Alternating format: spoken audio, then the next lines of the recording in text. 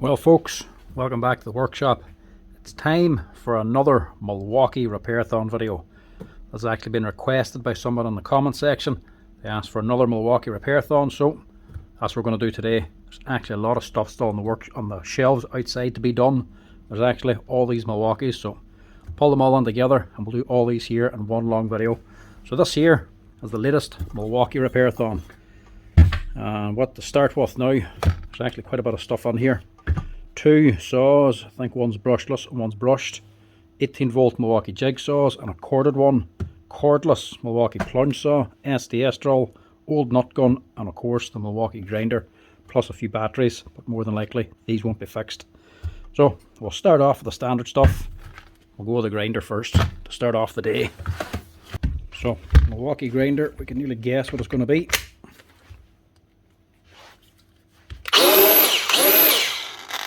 Actually no, it's not the bearing.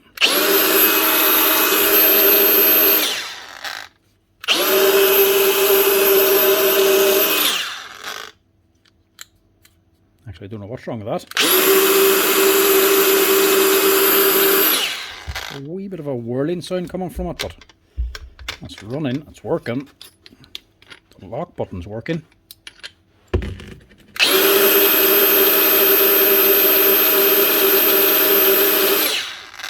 There's a wee growl coming from inside. We'll just open her up and see, just in case the bearing's starting to go. Normally get them in with the bearing completely gone. This wee lever here is gone, but most people don't bother with that anyway, as long as the actual flappy paddle's still working. Some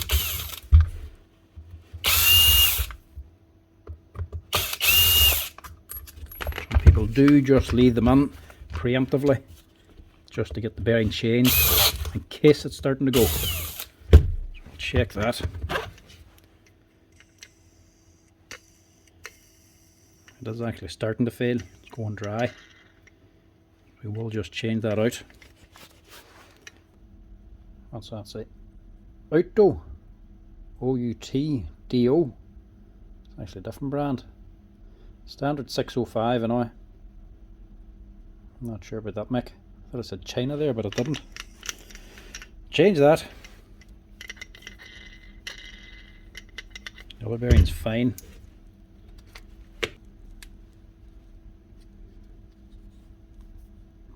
Inside hasn't been rubbing or anything, but we'll just give it a quick clean out anyway, just in case. What year is she? 2020. She's done a wee bit of work. I'll clean it out just in case that bearing has changed before and there was any debris left inside maybe. Just never know.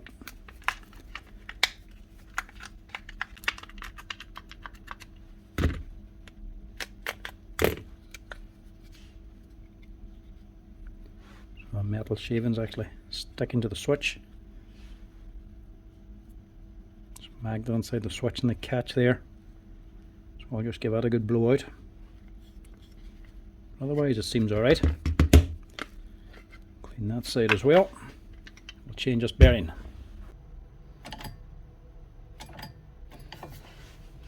Oh, Christ, that's tight.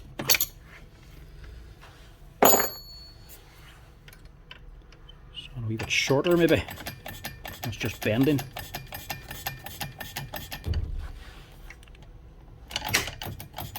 There we go.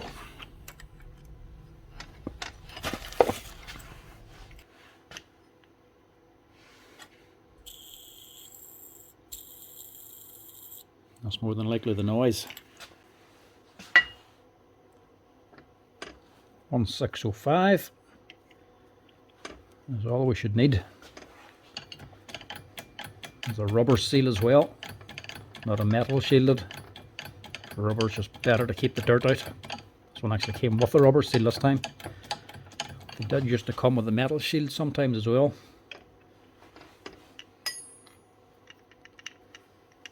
That should quieten her down nicely.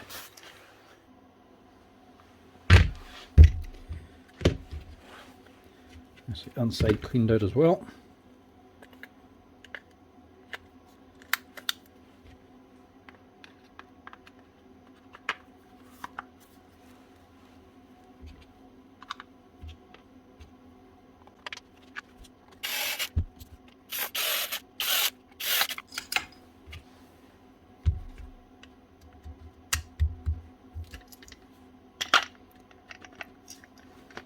put it in a little bit first, just to get these screws started.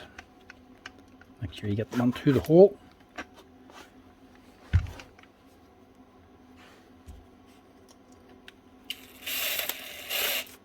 Just saves you having to take off this top plate. That's the only reason behind that.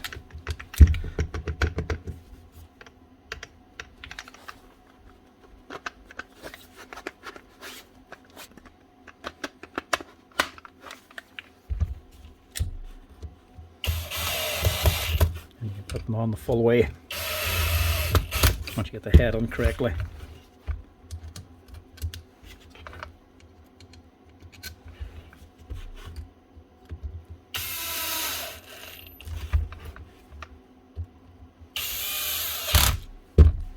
See what that sounds like.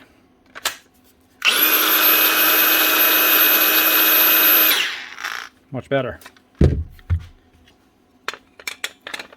Not as much as a whirl sound out of it now.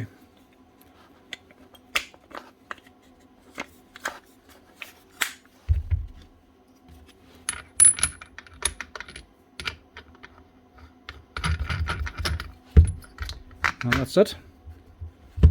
One Milwaukee with the standard 605 bearing replaced. Nice easy one to start off with. Plus one that can normally be repaired. So that's the first one done. Now the batteries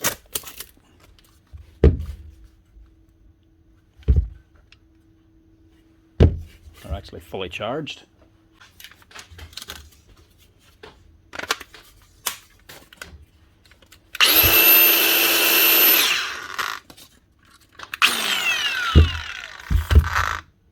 Alright, that's actually, yeah, part of this one. Must have just sent the battery in with the machine. This one, again, is fully charged, but no name on it.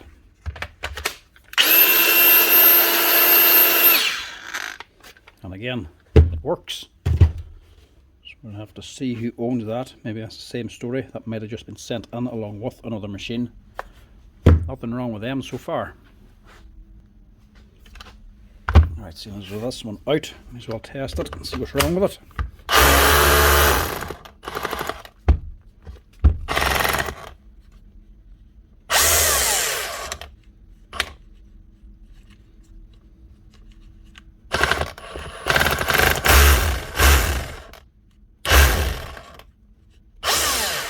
This is just a change lever.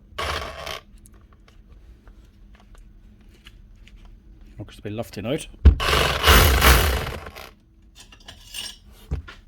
Give it a wee test here and see.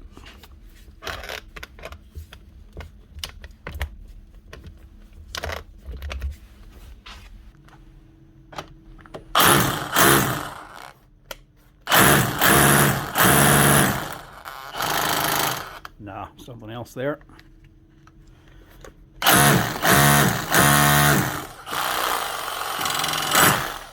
I didn't hear it on camera.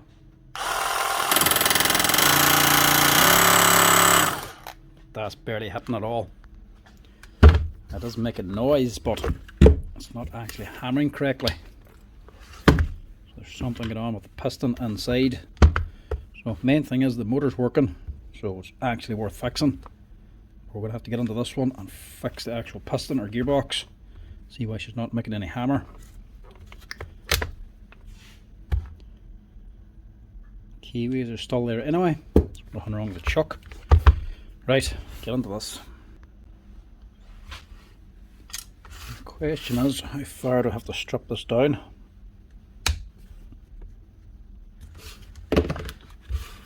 And what way does this come off again?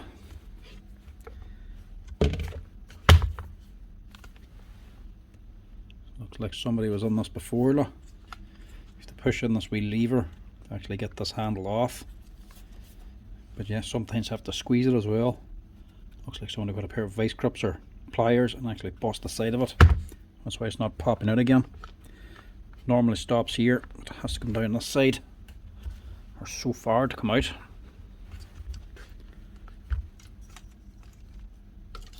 That's probably why it's loose as well. It's probably broken one of the wee tabs holding it in. That's not coming out. It's not fitted correctly, so I'd imagine the wee locks inside have broken off somewhere. Plus the handle's actually changed or damaged, so we'll leave that for now.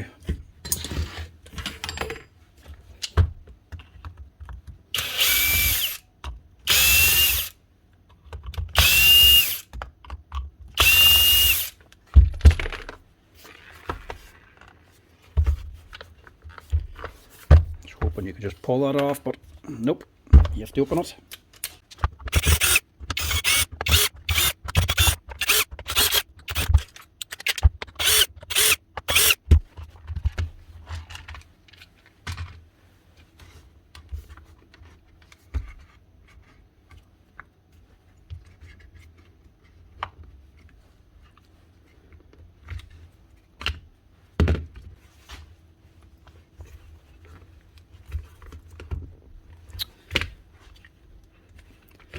Quick chuck, you actually have to take this bit off as well. Why is that so tight? A little bit more awkward.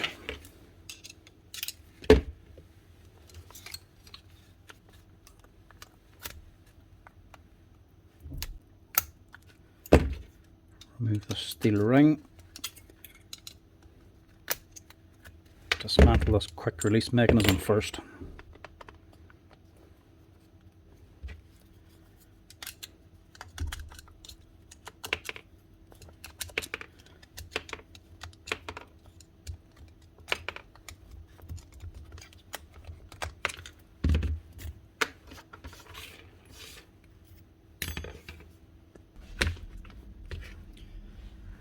Take it apart, your clip out. You think, yeah, that's it. Just take it out now. Of course, it's never that easy. If you look down inside, you see nothing. But there's actually a washer down here.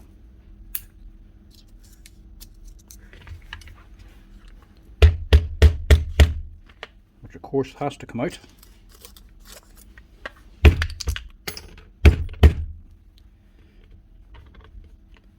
That's what the spring's sitting on.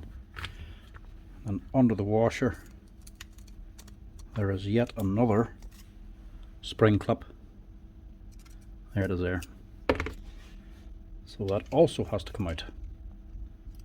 And of course it's way deep down in here and very difficult to actually access.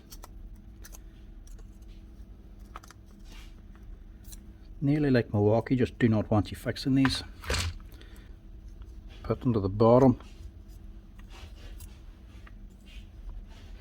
to engage that clip, open it, and then push the tool holder back. That should disengage the clip.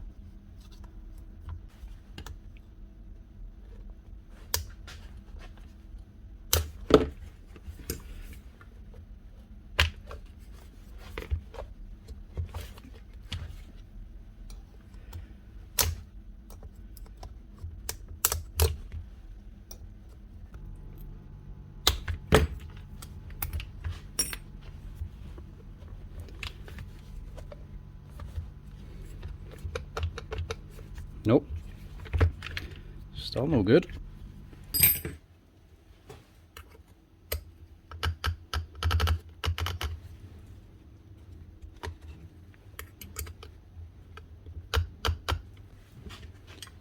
See if we can just get this off.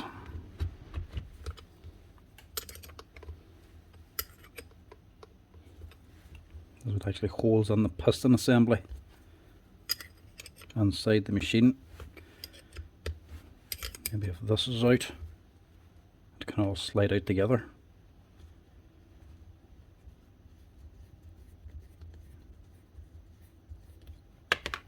Has to come out anyway. There we go. Actually that did nothing, that just came out on its own. Must be because I moved the change lever. There goes the button for it.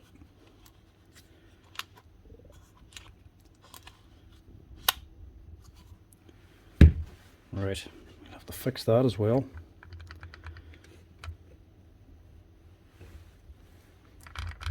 It's good grease that's on this.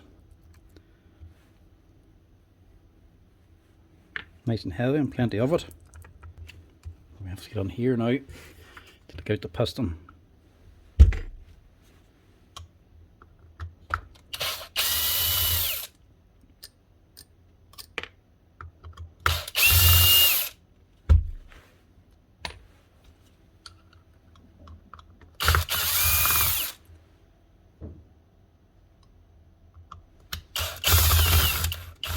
Just a metal plate at the bottom, held in by 4 screws. That holds this whole assembly on. Then you get your piston inside of that. As you can hear, there ain't much compression out of that. The question is, did it destroy the O-ring or the striker or the piston?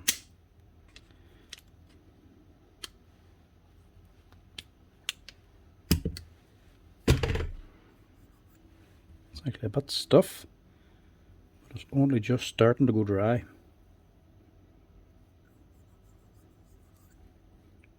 I think that piston can be saved. It will need a new O-ring, mind you.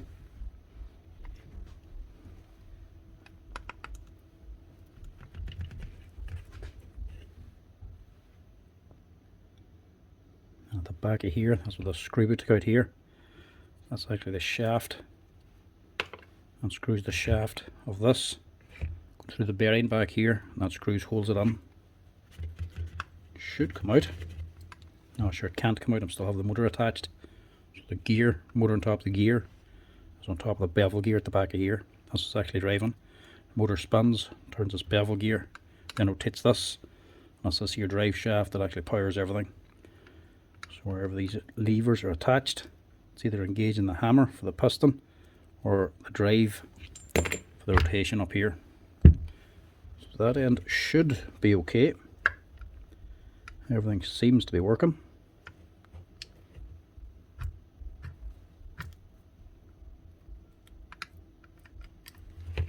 It's just this. The awkward bit is going to be this change lever.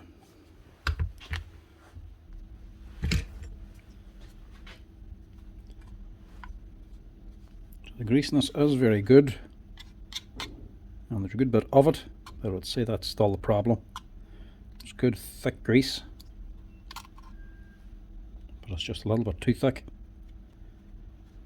So it's just got thrown to the sides, or maybe it's dried out a little bit and just stuck to the sides instead of sticking the actual parts inside the piston and that. Yeah, there's nothing wrong with it, it's just a bit too thick. So instead of washing this out, I'm actually just going to put a bit of lighter stuff under this. That'll mix through with us here, actually keep it hammering. So the change lever is in here. So at the back of here, there's a wee steel plate. That's to actually lock the rotation. So whenever you go into hammer and drill mode, this is free. It's hammering and drilling. Whenever you're in drill only mode, it disengages the hammer. But whenever you want to go into hammer mode, it engages the hammer and disengages the drive, but this can still move or turn around in hammer only.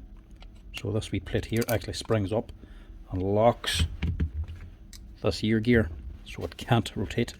So it's just hammer only, and the chisel isn't spinning around. That's what that wee plate's for. To take this plate, this here change lever out, to push it back, and then push out the change lever. So it's actually locking it in there. Give that a wee quick clean, and clean the housing here as well, just to make sure nothing's broken. So the main thing is the housing. See, you've got 5 wee cutouts here. Actually allow this to go on and lock it into place. That just means this can only go on in one orientation, and once it moves it can't come out again. So they're all in place, they're not broken away. That's the main thing. Change lever on the other hand, it has 4 cutouts. because one's actually broken off. That's why it's actually sticking out. So this was forced and that snapped off.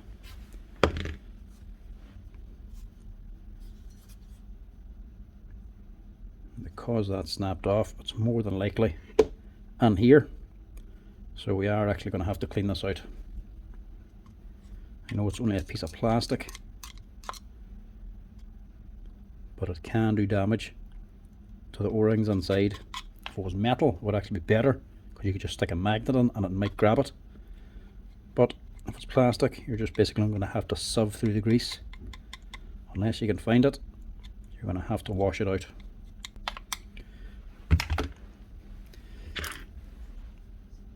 Plastic on its own probably wouldn't be too bad, but this is actually glass fibre reinforced, so there's glass fibres in this which will actually wear out any O-rings in it if it starts getting smashed up.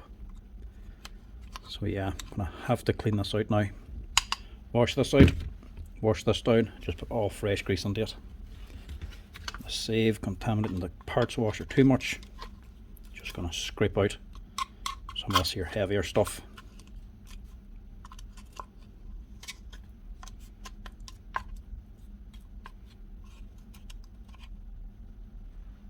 Lovely.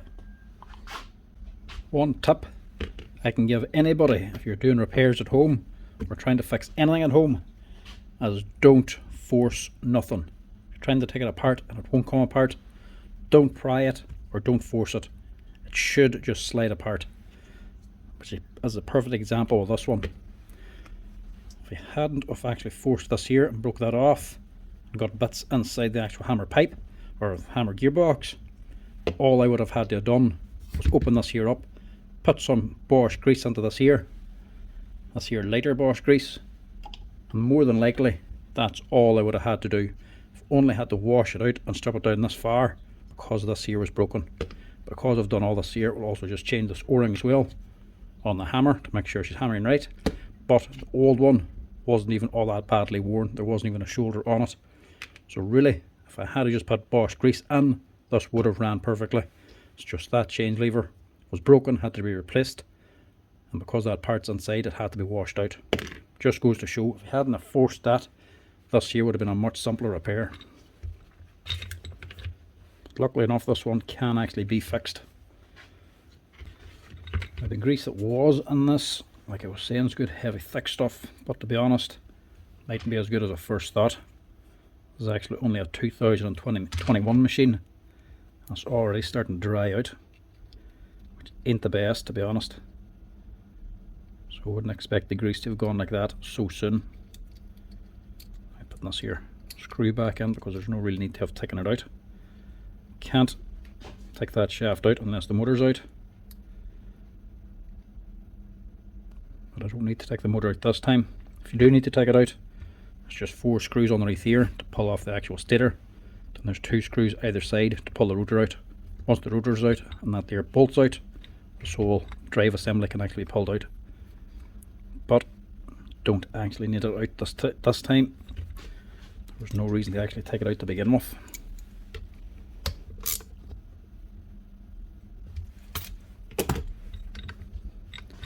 But that grease shouldn't really have dried out as easily. Probably because it didn't actually get an awful lot of use. After washing this thing down, you can see it hasn't even been used all that much. If they've been ran fairly hard and they've been heated up, the grease will liquefy and move around. But because it hasn't been worked all that hard, the grease is just gone, dried out and got stuck to the sides. This is actually dried out. And in fairness, you don't really get the Milwaukees in with gearbox problems like this here. They don't normally need new grease put into them. Normally, it's a motor problem. The motor's just shut down in them. The DeWalt's on the other hand don't give as much trouble with the motor, but parts do actually fail in the gearbox and they dry out a lot easier from the grease in that, and they need to be serviced. But the DeWalt's can generally be fixed up a lot more often than Milwaukees, because when the motors fail in these here, they're not really worth fixing. But this one, for all this is, it's well worth fixing. I know this is a heavier grease. I'll not be actually finishing with this grease. I'm just putting this on to start with. And I'll put the lighter Bosch grease in as well when I'm finished up, which will move around the hammer a lot easier. It'll be less likely for it to dry out.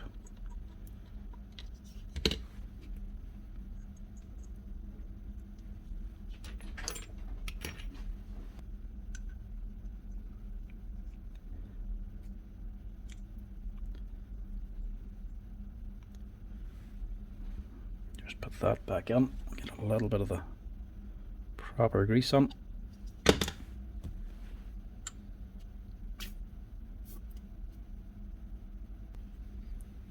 And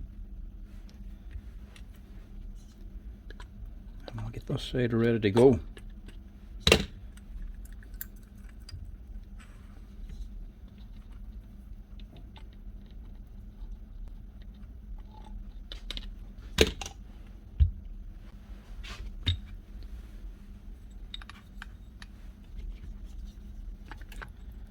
So heavy stuff back there in that gear, must be better for it. Not on that bearing. Put your piston on first. Make sure it's going onto that shaft. And put on your tool holder assembly. It all slides on there.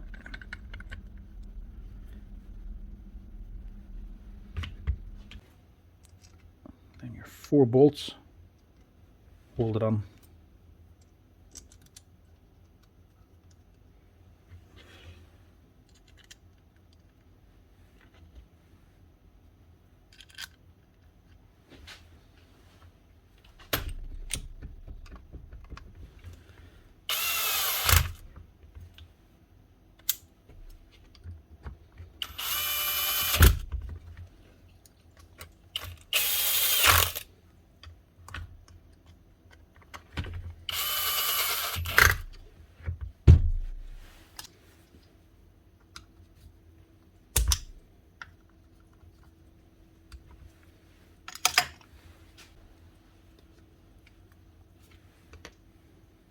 Last thing then is your oil seal, which ain't exactly a good fit.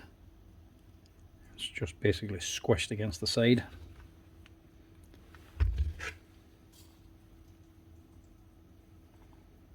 So that's going that way. I'll try to get it the same way.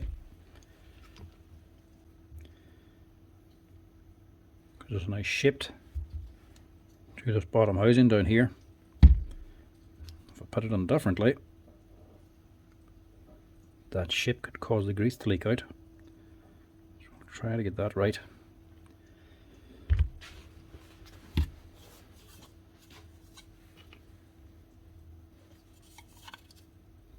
So the change lever then, got a spring on the bottom.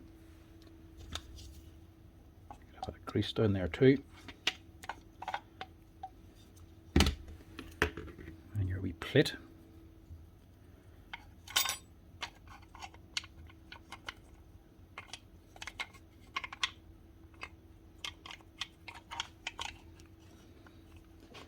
That actually has to slide on to here.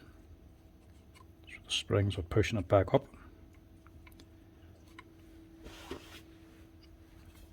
Change lever, you're just lining it up.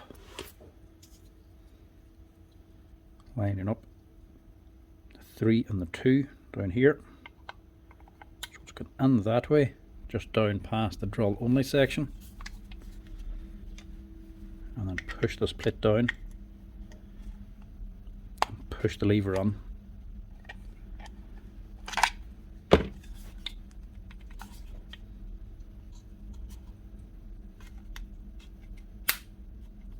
And that's it on.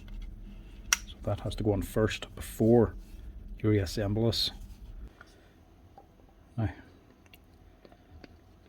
get a bit of lighter grease onto this now.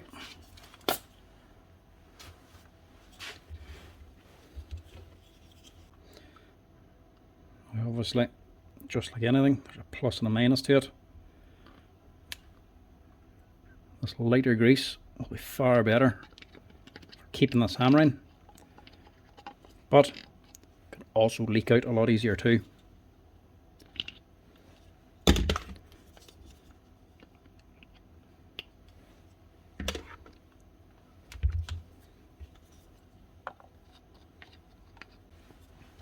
Now, when reinstalling, change lever, see there's 2 prongs on it. Move it in to the drill and hammer position. Slide her on.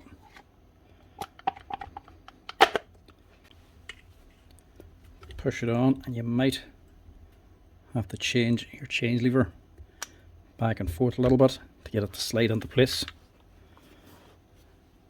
See, there's a gap between this plastic housing and the aluminium frame. It has to be in tight. If it's not going in, just give us a little fiddle either way until it drops into place.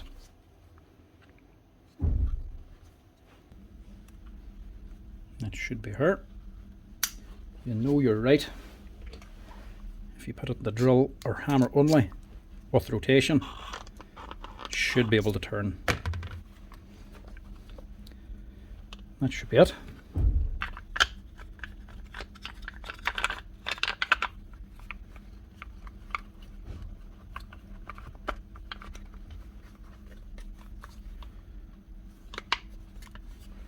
Drop all that back in. Screw it back together.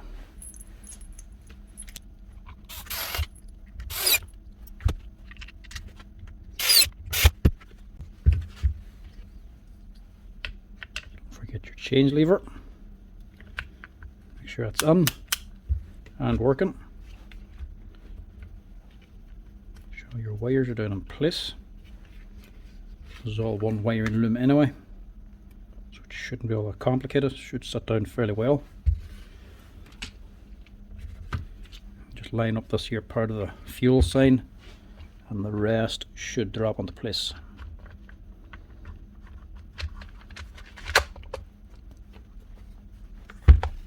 Simples.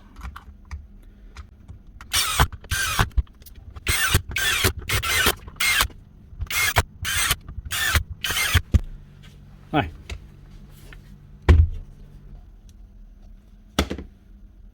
Last thing, just get a little bit of grease on here, just to help them balls stay in place.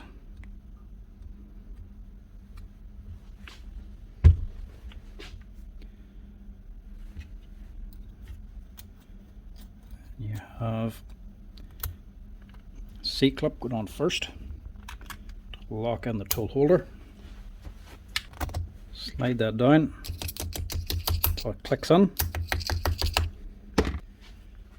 and you've got your flat washer. That's to hold the spring. Your plastic sleeve, flat side and the chamfered side. The chamfered side is what's actually holding on the balls. They go on next.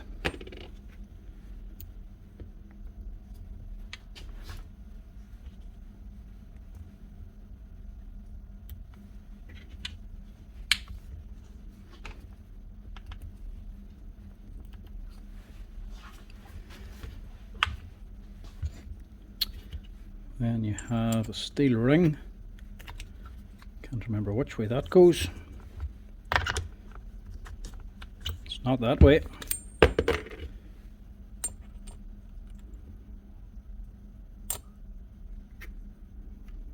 Yeah, must be that way. This is actually stopping the balls from coming out completely. So whenever you press this red sleeve down, pushes this plastic ring down and allows the balls to move out. The steel ring stops the balls coming out too far, just gives it enough play to allow the chuck in and out. Then when it's down fully, the balls are actually resting against this chamfer this side. So the flat side has to face up. Just make sure. Yeah. And lastly, your last clip.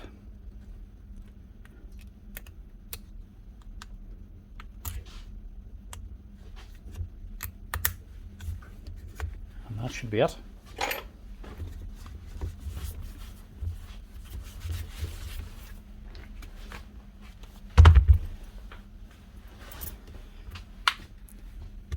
One Milwaukee SDS drill. Complete washout, new grease, and the change lever change with a new O-ring as well. And that should get this hammering right again. Now, make sure she's actually functioning right first. It's hammer only, the chisel locked. Hammer only, chuck out the spin. hammer drill and drill only. Now, make sure she's actually hammering now.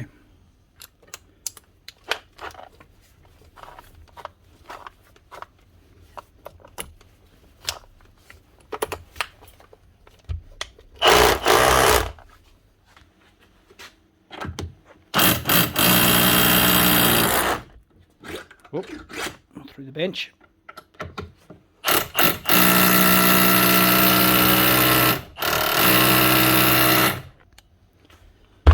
Much better. That would have been a lot easier if he hadn't tried to remove the change lever. Keep that battery in it actually, because that's his as well. I think he just sent that on for testing, for actually testing the machine. As well, and you can see it still has the common Milwaukee problem. Even though it's only a 2021, it hasn't done an awful lot of work. The battery is still slack on the tool. I want to be able to fix that. Just to put a bit of plastic and melt it onto the wee tabs here, and maybe here on the battery itself. Try and pack it out. That'll take out the inwards play, but it'll not take out the sidewards play. That's her. That's number 2, ready to go. Right, next up, we'll go with one of the saws.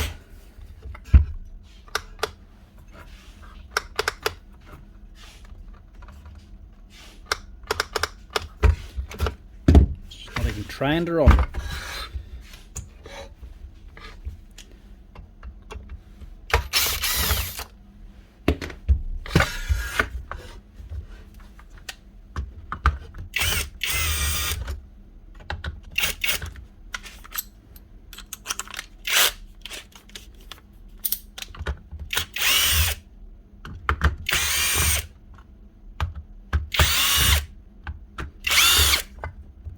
Check the obvious stuff. This is a, well, I'm assuming it's a brushed machine.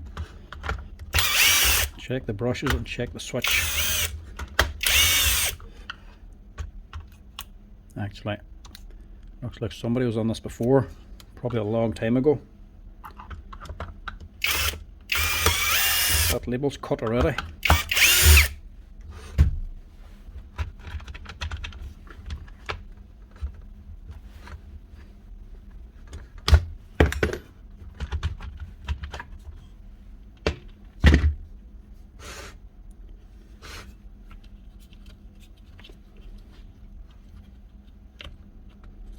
The normal problem is the switch.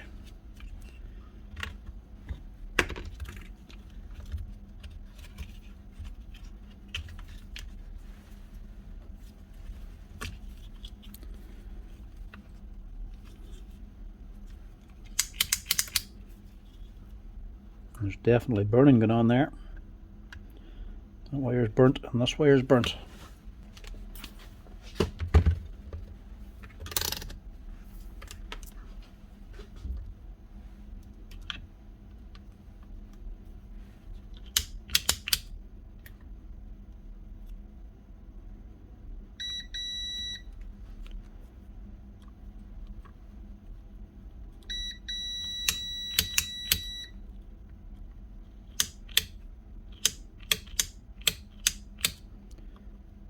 Doesn't seem to be working anyway. Might just be a switch.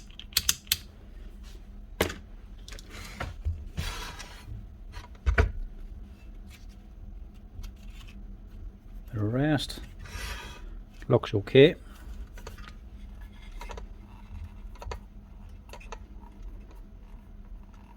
The armature doesn't look to be burnt. So a chance of switching this one. Board seems alright as well. Right, quickly blow and replace that switch. Now, that's the switch I should need. Screws and all with it. Just double check to make sure this is the way it's meant to run.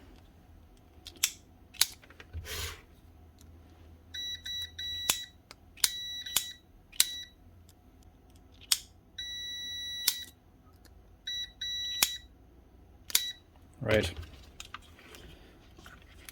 should be the top and bottom changing. Yeah, even still.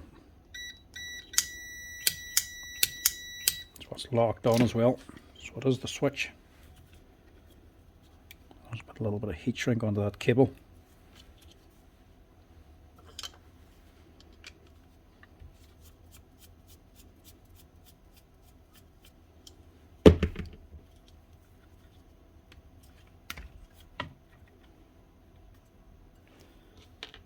Just put something on to protect it. It's not going to be worth replacing. It's only just melted a bit.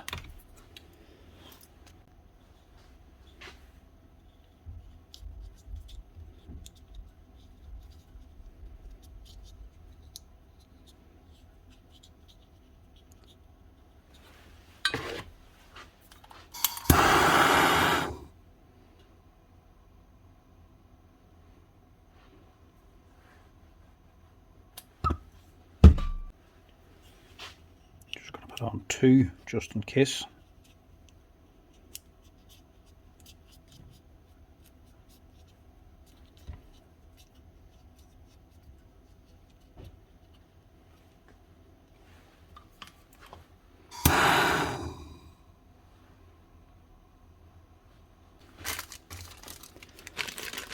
And always use the new screws.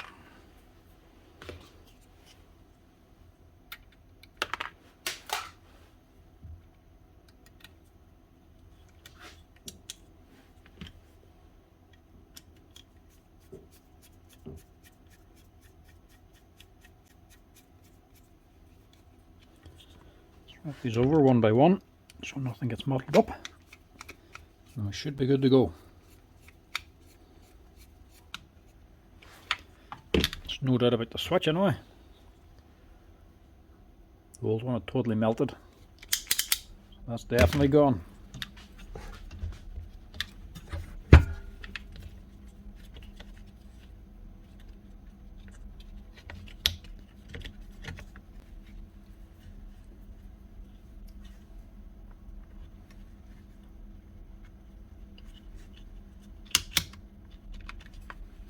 That should be it. The wires are just tucking down behind the switch here. If you take them up this way, you're going to interfere with the lock.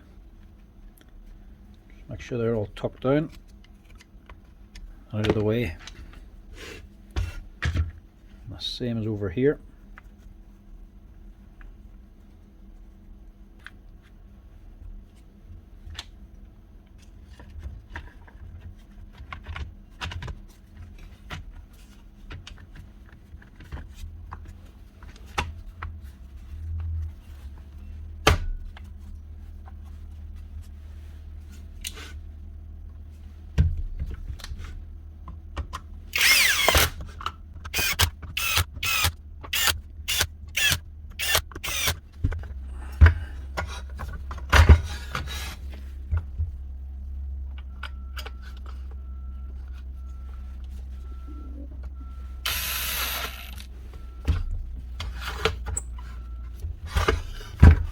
Now, does she work?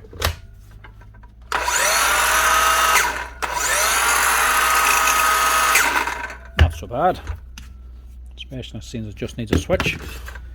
Also give him back his Allen key. It's handy enough. As you expect from an older brush machine. It's exactly a 2010. That's her. Nice sweet cheap fix. Well, look at the other Milwaukee saw. This is the brushless one. A little bit younger. This is actually only 2020. Well, a wee bit of work done.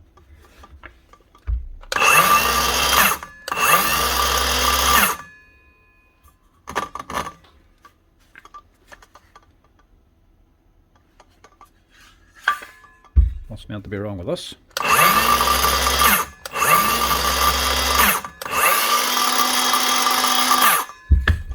What does the note say? Buzzing and going very slow. Can you fix it, please? Don't know what you mean. She's not making a buzzing sound and she's going full speed. Well, full speed for my battery. It's only a small 2 amp and it needs a recharge. Let's fully charge this one.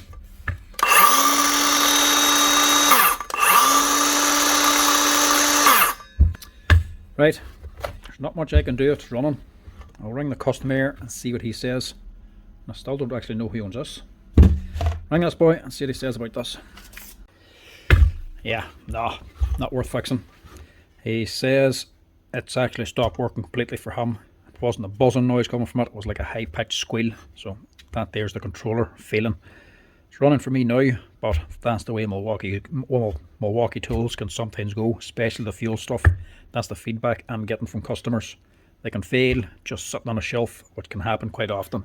Using the machine, working no problem, put it down, when you pick it up again, all of a sudden it just refuses to work.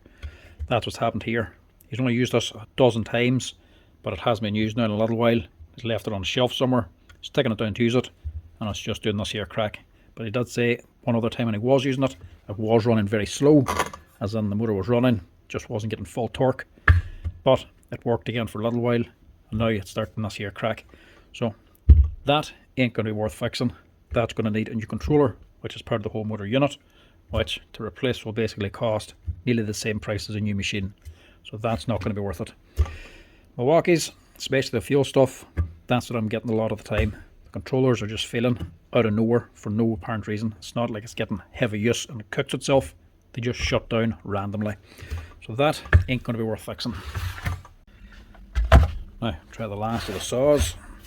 This is a Milwaukee Plunge saw actually. 18 volt cordless one. And very fresh. 2023. This one's actually under warranty. Let's see what's wrong with it first.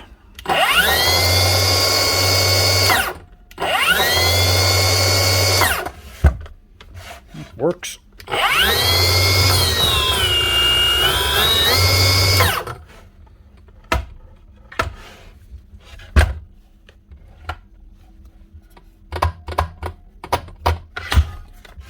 Right, don't know what this one's left on for either.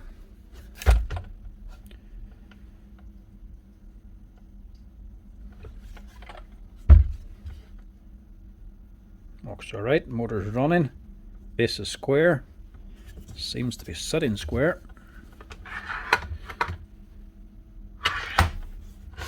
Now, don't know what that one's left on for either. I'm gonna have to ring that customer. But of course, he's not giving me a phone number. A name in the bottom, but no phone number. So I'll have to leave that till last maybe, see if we can get in contact with this boy. Next up, we have the wee Milwaukee jigsaw. This is the older one, 2020. This is the M18 BJS. So there's an older DC motor one. It's not brushless.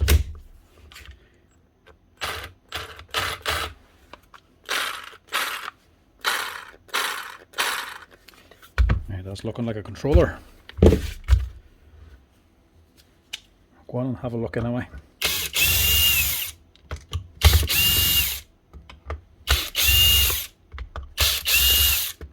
It's interesting to actually compare this to the other one. There's 2 jigsaws on. Well, 3 actually. There's a corded one too. The other cordless one is a brushless machine. Interesting to see if the gearbox is the same.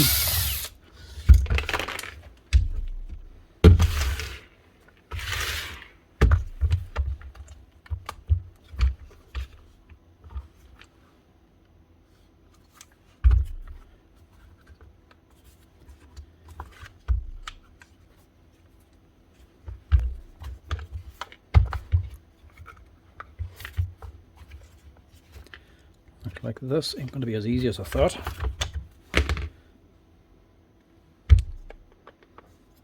So I had a screw holding this head on. Well, maybe we could reach that. That's alright.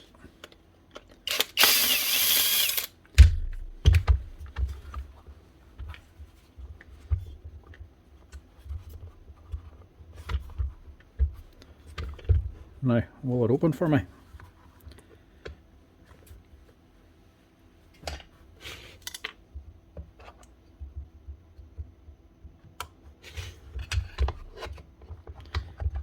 Starting to be persuaded.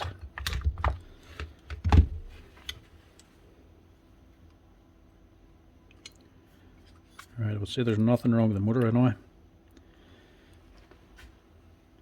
There's how much work it's actually done.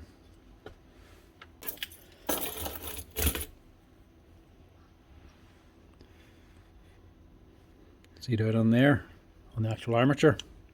You can see the armature inside this DC motor, and the brushes are just either side.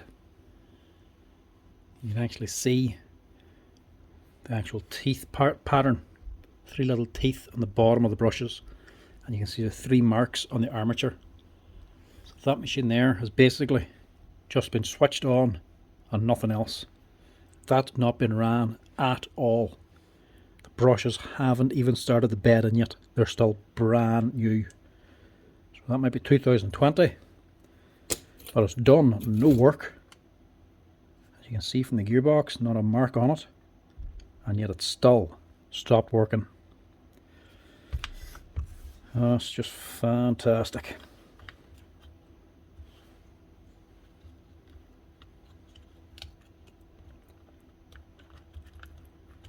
It looks like we can't even just change a switch in this thing either.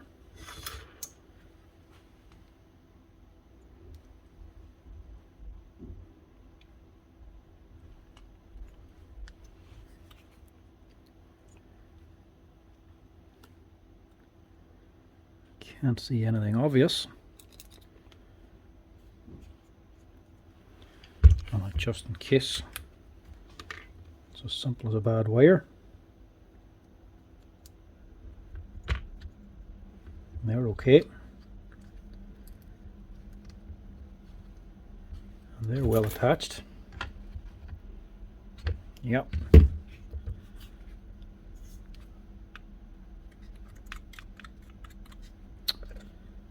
Right, looks like a controller gone on this one.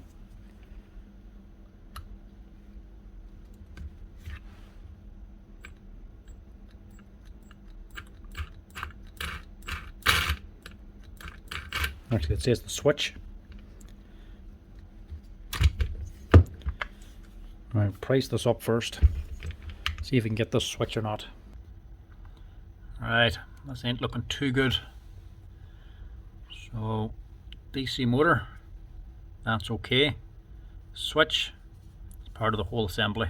Battery contact, controller, switch, LED light, all one part. Part number 90. It'd actually be cheaper if the motor failed. That their DC motors cost me 80 or 90 euro. The controllers cost around 100. You can buy this here for about 200 euro. So I don't know if this is going to be worth it. Another wonderful Milwaukee with a big grip assembly. So can't buy that, have to buy the whole thing. That motor would actually be cheaper to fail than the controller. This costs about 80 euro. To replace this, I'm talking about 100 euro. So at least 100 to fix this machine. You can buy it for about 200 euro. So this is already looking like it's not worth it. Let's see if we can do anything else with this. If we can't replace it, maybe we can fix it. And that's a big maybe. Try and open it. Sometimes you can open these and sometimes you can't.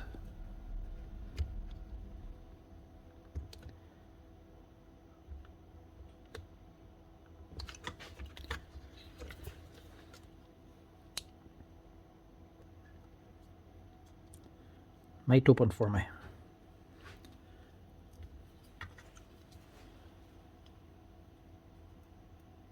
Sometimes you can't open them. Closing them again can be a problem.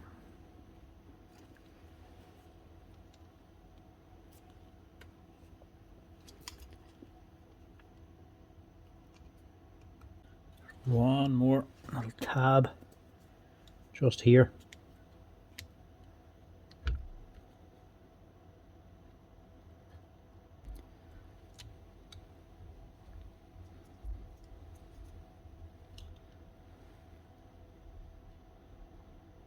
There we're on. Can we do anything?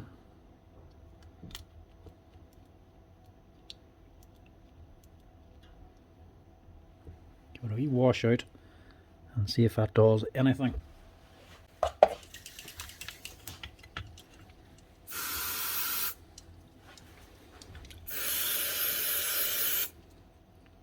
don't use the air compressor in these ones. This wee brass boy here, that'll just disappear if you blow air against it.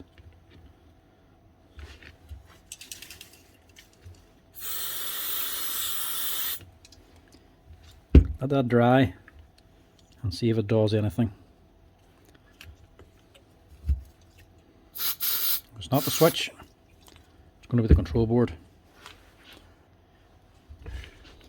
If I'm lucky, it might be the switch, because whenever I first opened it, that back leg was actually on the down position. So you had one there. So unless this wasn't getting back far enough, soon find out now when we put it back together again.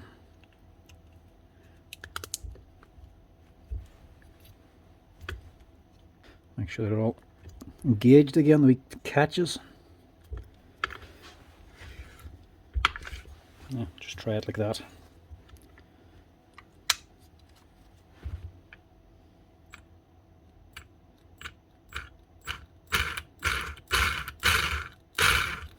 Nope, no good. No joy.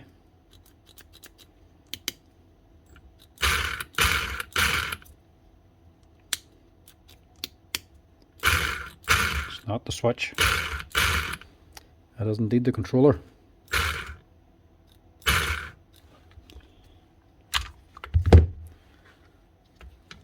So that's what's actually gone. You sort of see white. Next to no protection on it at all. Not potted or nothing. Wouldn't like one of the MOSFETs have gone or something shorted out. Right, this is going to be too expensive to fix. It's at least half the price of a new machine to fix this one, so too risky for me. But I'm not going to put it back together again just yet, because I'm going to check out the other one, which is a brushless newer model, and see what the two are like inside. See if they share any parts. A lot of the time, Milwaukee, when they have an older one and they take out a newer one, they group a lot of the parts together that are actually the same as the older one. So we'll see if they're doing the same thing on this. So leave that for now, and I'll open the new one.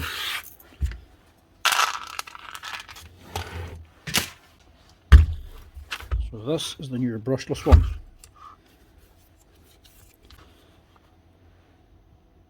And this one is a 2021. The last one was 2020. First off, what's wrong with this? Whoa. Right, she's running. But she's not sounding healthy inside. Now, the main things is to actually hold the blade.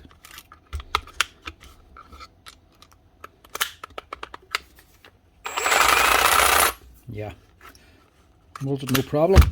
So it's just a mechanical problem inside, hopefully. So this one's bolted a little bit different.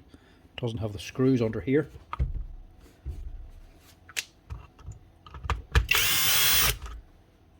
That doesn't mean the parts aren't compatible, because they look very, very similar.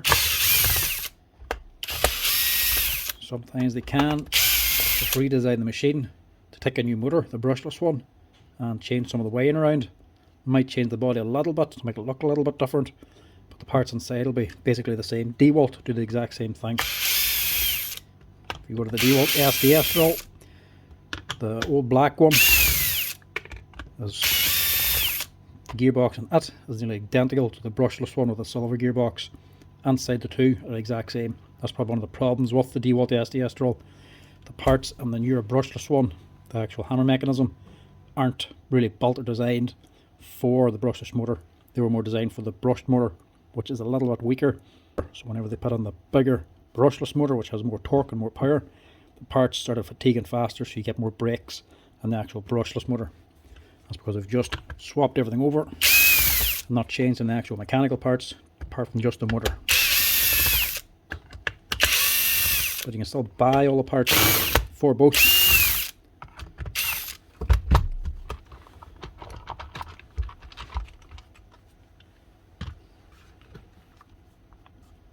At least this one has actually done some work.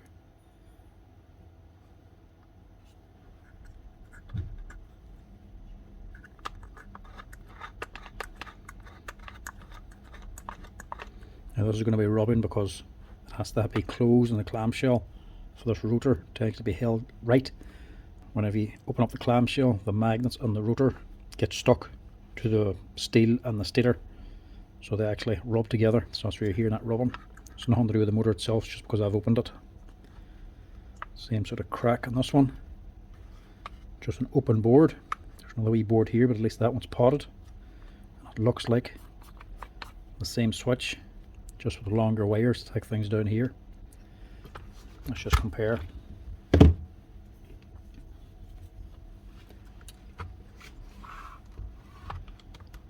So obviously the motor sections are different, and the triggers. Housings are different obviously, and this here body down here has been changed. But it's still got the same double counterweight, same frame up here. It looks to be the same pin mechanism ratchet up here, and it looks to be the same tool holder. Even the actual lifting rod looks the same. I would nearly say all them parts are identical.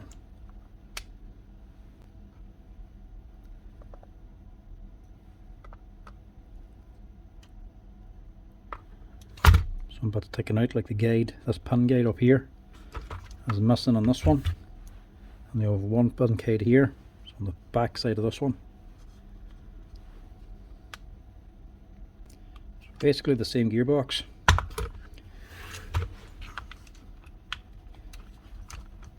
We'll look at the breakdown diagram of it in a minute and see if the parts are available like the old one. The old one you could actually buy all the parts inside, the lifting rod and everything separately. They doesn't seem to have very many grips of assembly parts.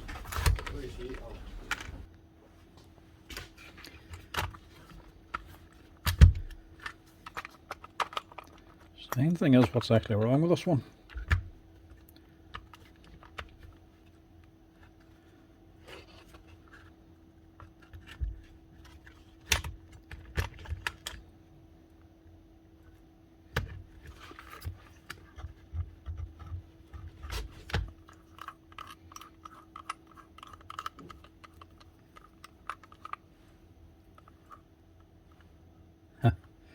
Exactly what I was just saying.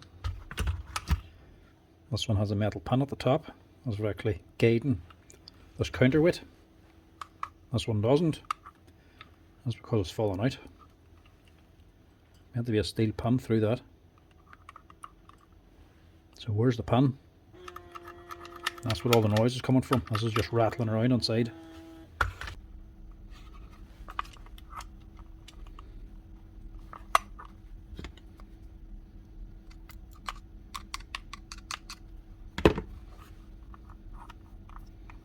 Luckily it hasn't damaged the gears on it.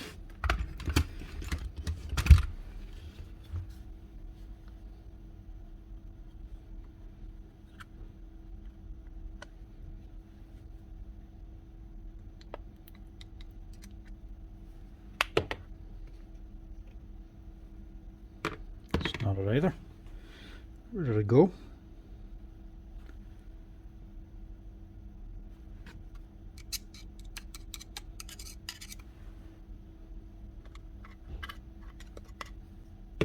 Right enough. Where did it go? Has to be there somewhere.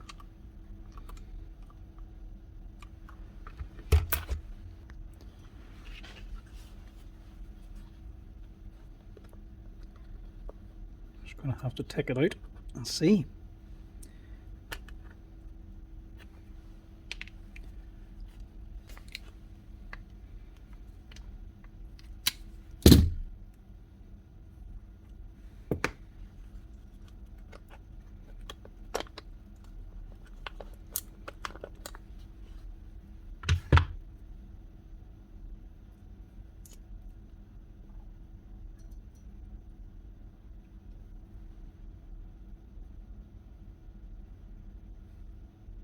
if that's damage or not.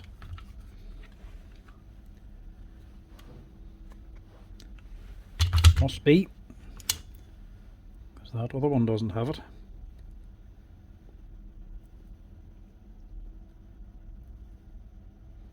At least you can actually change the pin on this, same as some of the old Bosch Makita ones. 2 countersunk bolts on that side, so you can take off this lifting or this guide and it'll free up the holder. You can just replace the whole tool holder. But I don't think I have to replace this one because that brake isn't actually in a bad location. It clears the actual bush.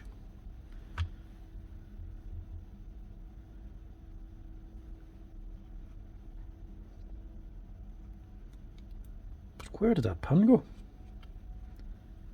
It can't get out of this gearbox.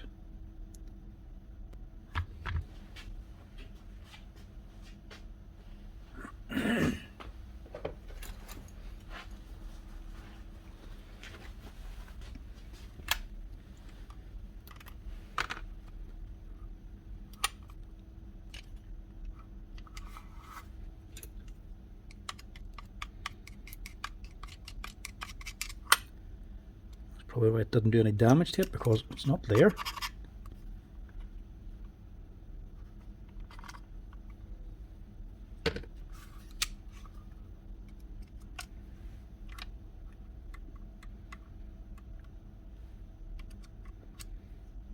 No, it's definitely not there.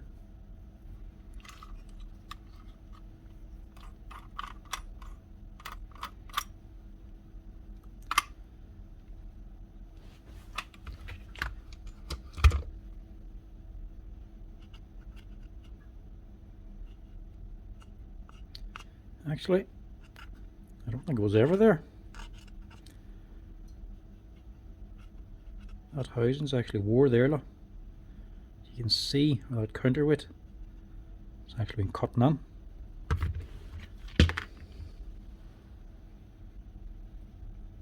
Ah, there we go. It must be just a bit of fresh stuff since that pin came out. It had to be somewhere. Right. I'll also just give this a wee clean out in case this piece is still inside as well. I'll see if I can reinstall it onto this. Hopefully it's a tight enough fit. Can't see how that even came out actually, unless it wasn't fitted correctly, wasn't pressed in the full way maybe. Right, we'll clean it out anyway. I don't think we would want to go replacing it, because it looks like that might be part of the housing, this whole assembly here. Don't think you can actually get that pin separately. We'll have a look here and see actually. So no, can't buy the pin. That's it there. That's part off 95, which is this whole assembly. So even the bearing and the C-clip, can't buy it separately for the rotor. You have to buy the whole housing. Standard Milwaukee crack. And I was writing off parts. A lot of these here are now gripped compared to the last one. So you've got your whole motor unit over here, which will be very expensive. Your actual crank, counterweights, your pulleys and that's all one piece, all separate up here, not a problem. But your lifting rod, your holder down here, all this is all one piece. So if your lifting rod or the holder down here, one of the pins break, you have to replace all of this. But if we go back into the older model, the brushed one, or the DC motor, the actual lifting rod is a separate part. You can't buy the little pins or the sleeve, but the whole rod is one piece. You don't have to buy the connector, nor this assembly, or all of this here. You can buy them all separately. Up this side, same piece, that pin not available. You have to buy that again with this housing, and with the fan and bearing as well. You can't buy them separate, even on the older one. So yeah, not the best setup if you're looking to repair anyway. So it looks like this one, either reinstall or forget about it, because I can't buy that pin, and this is part of this whole assembly, so that'll be very expensive. And I can't just use the pin or the housing from the other jigsaw, because one, it's actually different, that's a different part compared to the older one, and two, This jigsaw is not owned by the same person, so these are two different people that own these two different machines, so I can't take one part and put it onto the other one. Today must be my lucky day. Just dropped a little pin in the parts washer. I see a little pin fell out of there into the parts washer, but luckily I was able to fish it out again with a magnet. Fished it out and put it back where it's meant to be to make sure it was the right thing. Then I went outside and blew this down with a compressor. And of course, forgot about this and lost it again. Actually found it lying on the concrete outside. So I found that twice. Right. Had to strip this whole thing apart to actually get in here and clean out all that grease, just in case there's a bit of metal jammed on there. But at least with it out now, it should be easier to refit this. And it does look like it's a good tight fit. So I imagine that when it was manufactured, it simply wasn't pressed in fully. There's actually plenty of space inside of here for it to actually protrude.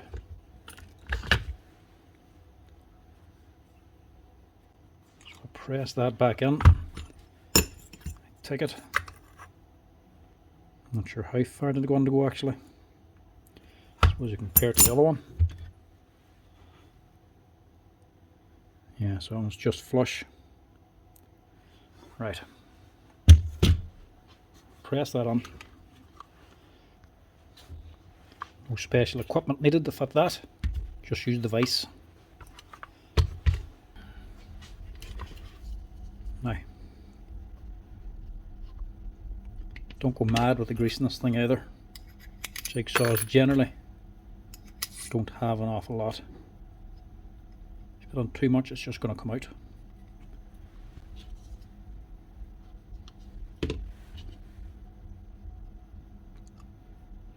Pin just down in here.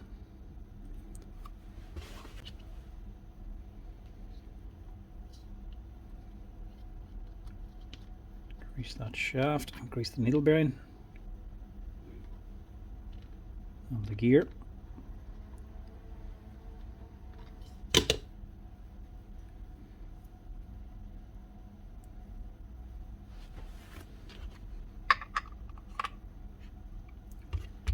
That can go on first.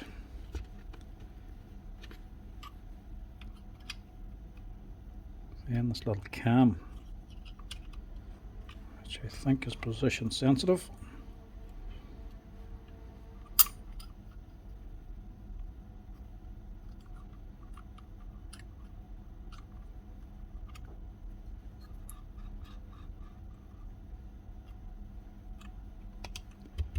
Yeah. Has to be up there to let it in. So let's just come back and forth and push in that there pin, and that pin then just hitting this roller.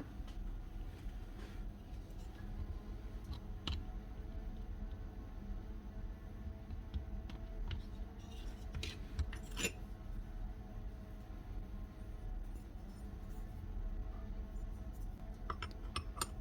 they have to be on that side to clear this pin.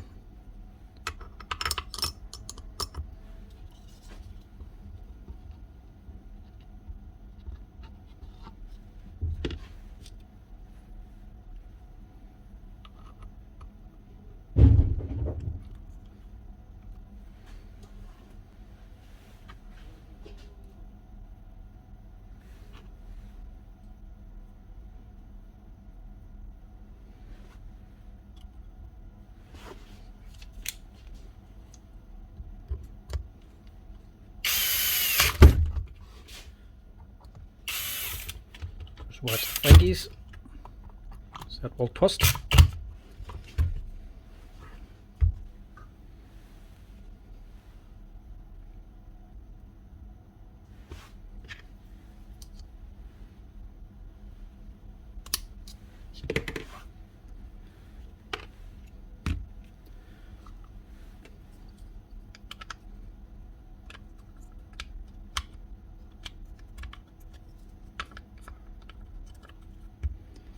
That sits on there.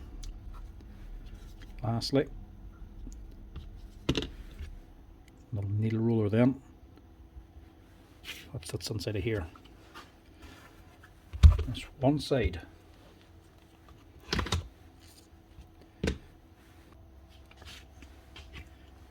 see, this is cracked, but it should be alright. If it was any further down it would have been a problem, but where it's broken shouldn't cause any hassle.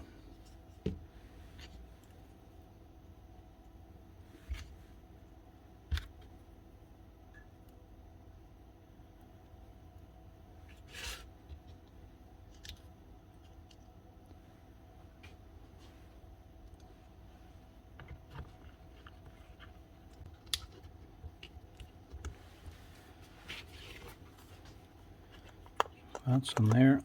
That tool holder can go up and down, and this lever is engaged in that pin. Looking alright so far.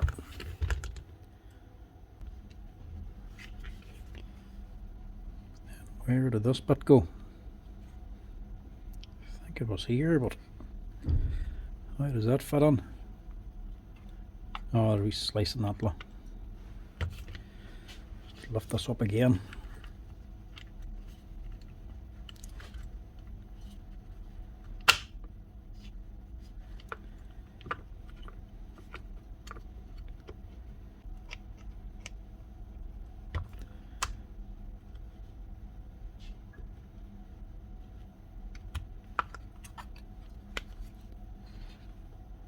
That can't be right.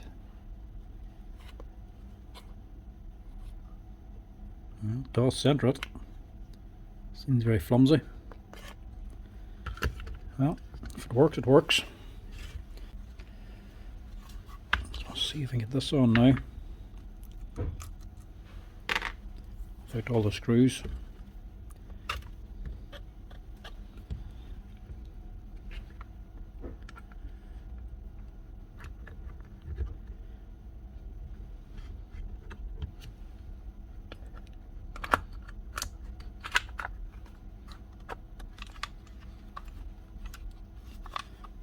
Actually slid on surprisingly easy.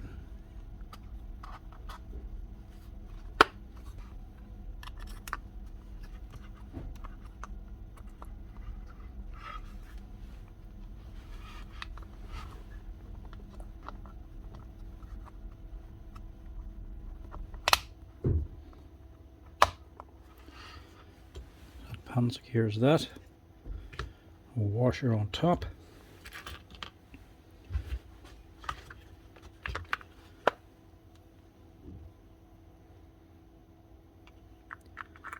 Must sit there. I think we're good to go with that. So this is fixed, and this is sprung. So as this roller hits the blade holder can spring back here. I'll still engage in the actual roller here. And now these counterweights are supported, so I assume that should get her running again.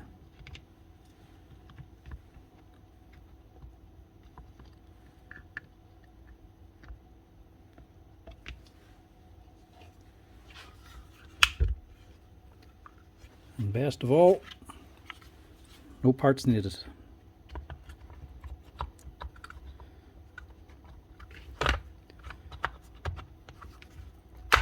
Hopefully that just came out because it wasn't pressed in right. Nothing else actually caused it. I can't see any other reason for it coming out. Because it was still tight going on.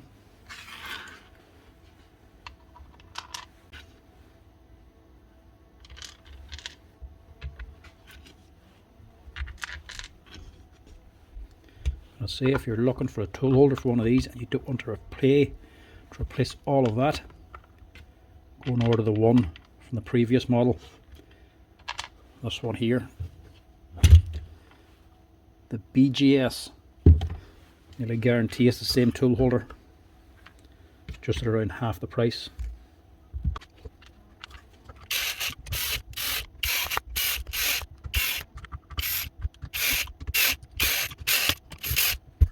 Now, hopefully that should do her.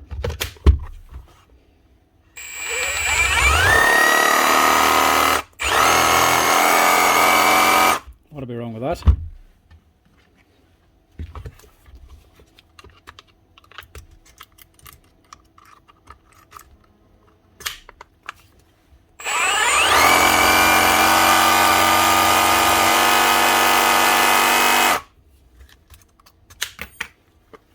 that's it. Dismantled, cleaned and rebuilt to pin back in place, and a little bit of grease. That's her. Up and running again. Shame that could be fixed. And this here one couldn't. But at least you know now, if you ever need the lifting rod for the JFJS, order the one for the BJS. Exact same system, same setup, everything's the same, apart from the actual frame and that. All these here bits are the same.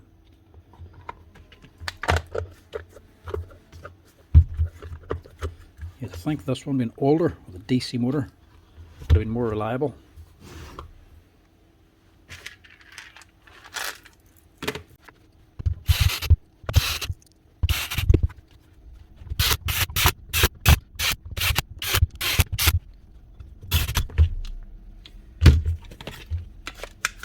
That's it. 2 cordless Milwaukee jigsaws, 1 fixed.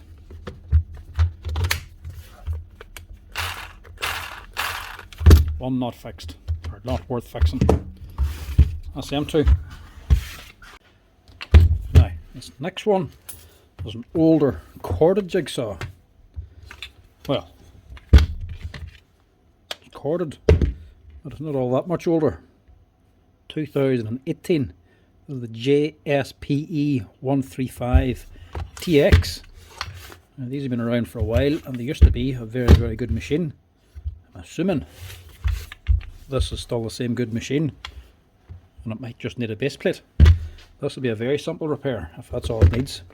It still has the cable tied up. So I'm not even sure if this has ever really been used. Right, yeah, has been used.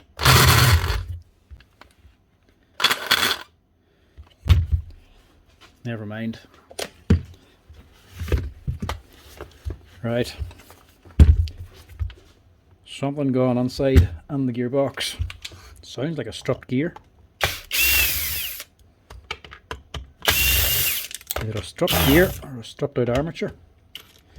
Open her up and find out.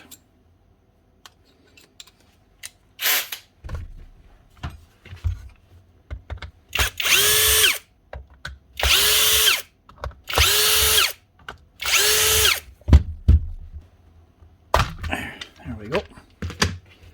Bit tight.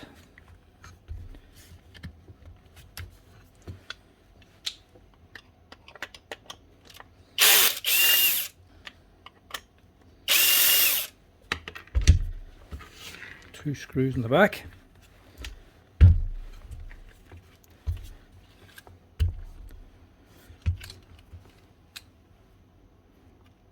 Just remember, we LED in this as well.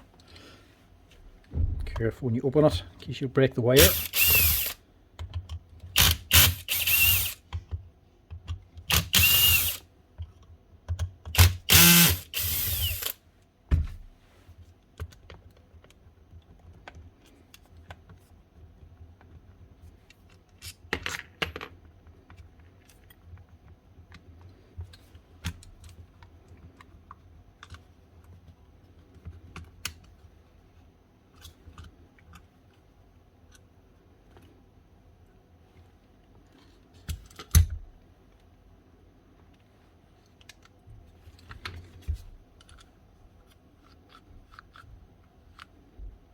That still works.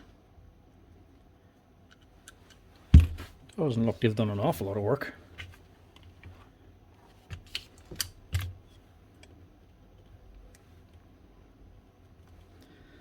Right, she's not spinning anyway. A wee teeny tiny circlip.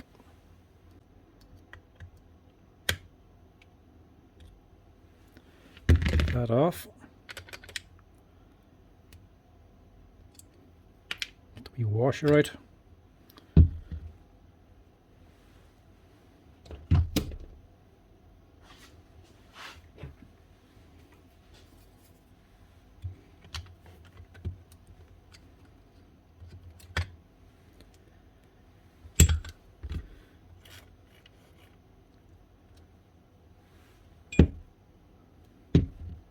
What's causing the problems?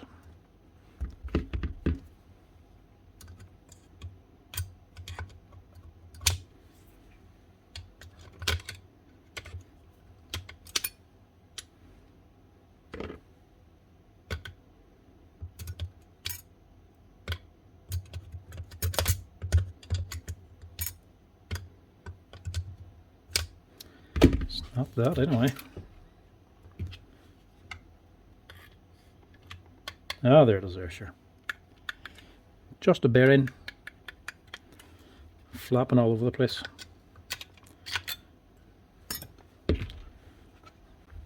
That's an easy enough fix. You have to take all this stuff out anyway to access these screws underneath. So at least we're not wasting our time.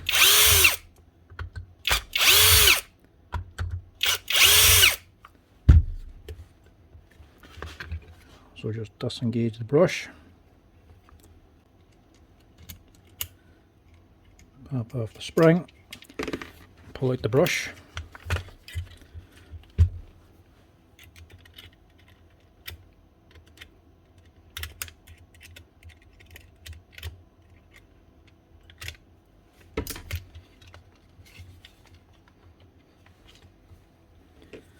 And that should come straight out.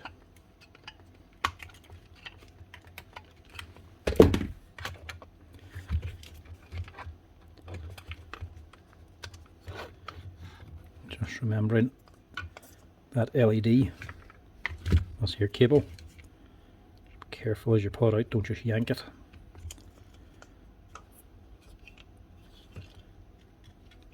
So that's running all the way up to here.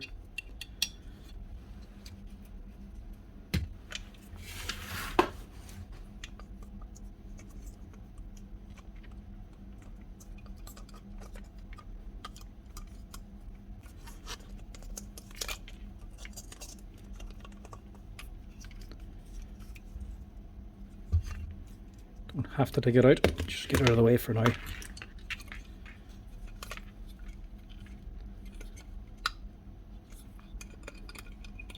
I can't remember now if there's a C-clip under that bearing or not. And I wonder as well if any of them balls got onto the housing. This will also need a wash out. A little bit of metal debris in there. It's only dust. I'll just give this front area a clean. These here bits, I would say this section should be okay. It's just what's ever fallen down from the dry bearing. Now the little C-clip on the end of the armature, holding the bearing onto the armature. There we go. And behind that, yeah, C-clip then holding that there bearing on. So the armature should be fine. Rub there a little bit because of that bearing, and up there. But I know the motor's still good because it was still running. Just doesn't sound the best. I'll not bother pulling that out. Save, put it on again later. Just leave it like that. Wash out this housing.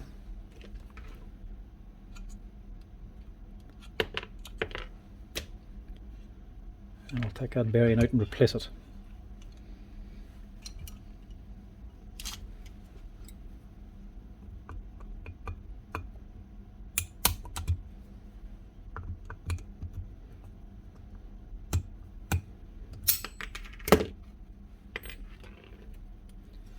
Another wave washer under that as well.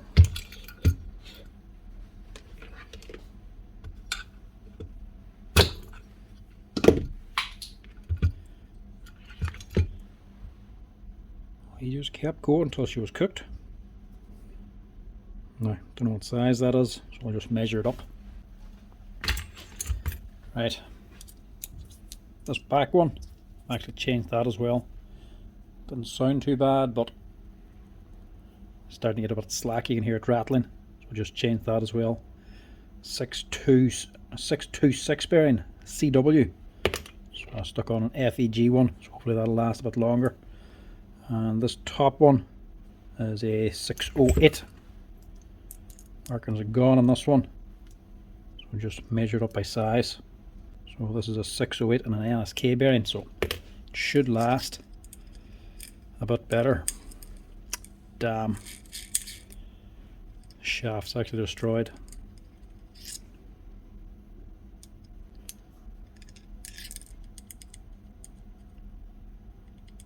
Can't be destroyed that much. Not sure how the hell would the inside race chew up the shaft. I must have lifted the wrong bearing. Nope.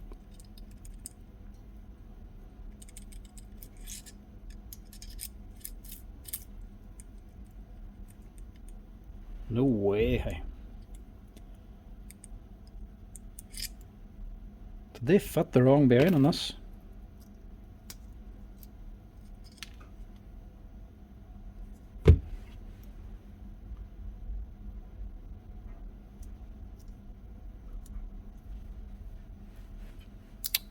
The calipers. This is too young a machine to have already had the bearings changed and need them changed again. 8mm, 7.7,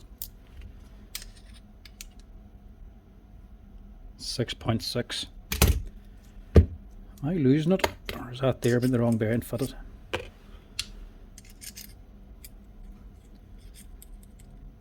That's definitely wrong. Right, I need to find out what size the bearing is meant to be on there. This has done no work. Did they seriously fit the wrong bearing on this? This thing hasn't done any work, like. 2018. There's no way that's already gone through a bearing and this be the second one fitted. And that was a metal race. And the old bottom one was a metal race. CW. I think this had the wrong bearing fitted.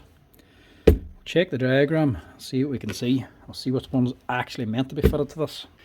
Right, so this is the breakdown diagram for it. This is the GSP E135. The armature's down here, there's the back bearing, and the housing's up here. So bearing number 209 in the breakdown diagram. Right, so this is it here. But it doesn't give you a bearing number, just a part number. See if you can find this another way. Google the actual part number and see if you can get an image of it. Perfect.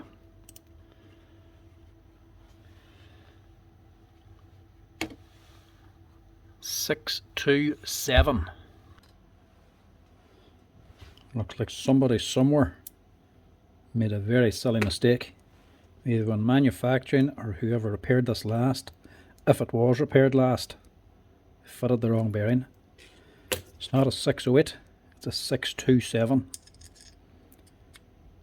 Look at that. Shaft's a little bit damaged now from that old one rattling around. Have to get that fitted now. Might have to just give that shaft a light sand buff so that slides on. How did nobody notice that when they were manufacturing it or putting it together? Surely whenever this thing first ran you would have known that bearing was gone. Whoever owns it. We can actually see now where the lead's still tied up. That's because this probably is brand new. I would say that is a manufacturing fault. From day one this has been rattling around and it's done barely any work. The bearings actually failed completely. Unreal. How does a manufacturer fit a wrong bearing? You'd assume even on the production line there's only going to be 2 bearings in this thing. So why they have a 608? Anyway, hopefully we can still fix it. Right, just give that little edge just a touch with a sander. She was on. There is damage done because she was rattling around so much. She actually has worn out that shaft now. Not as much play as what there was, but there is still play in it. Well, there's not much more I can do with it than that there. All I can do is fit it and hope for the best. It's not going to be worth replacing the armature just for that there. Worst case scenario, what it's going to do is destroy the armature. And sure, that's what you're going to be replacing anyway. So we'll chance putting it together again like that.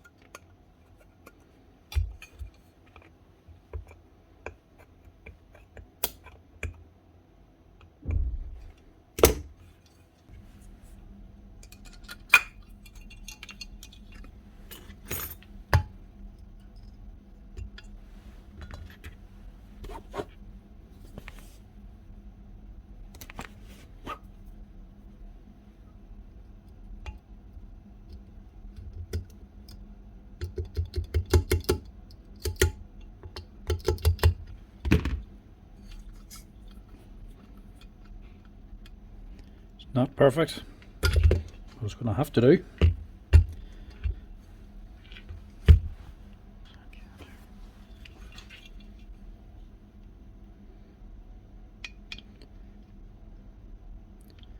actually, before I go making the thing out messy with the grease, I'll put the armature back in.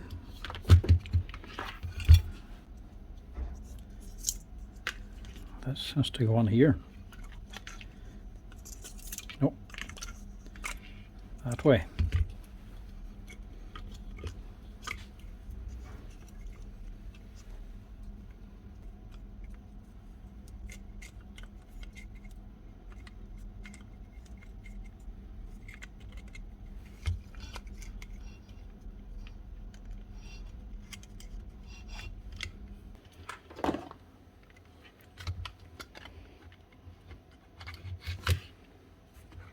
Go jump on the gun. Make sure that boy's on.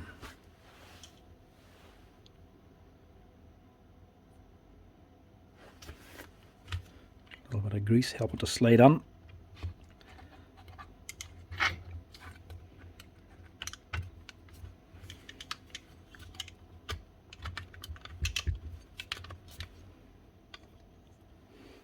That should be alright.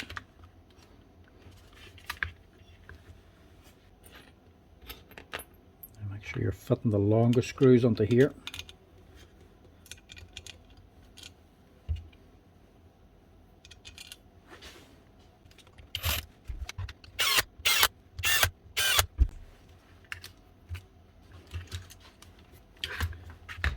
Right, leave the rest for now. I'll work on the gearbox.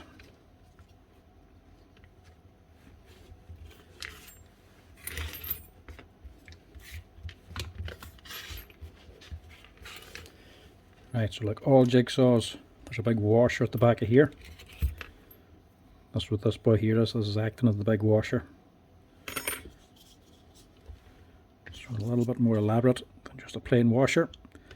This is just to stop anything, any steel wearing against any of the aluminium. That's sitting on there. Now, just like the last one, don't forget about the wee pin down in this hole here. This wee foot here goes up and down, and this pin is what pushes it. What pushes the pin is this part.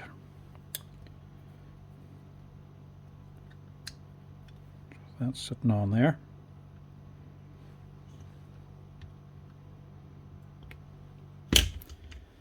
There's your gear then. Let's move in that. For your gear, on your counterweight. A little bit of magoo in there.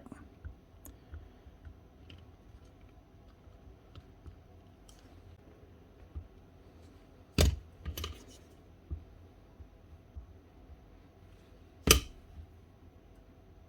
sure there's grease in the bearings.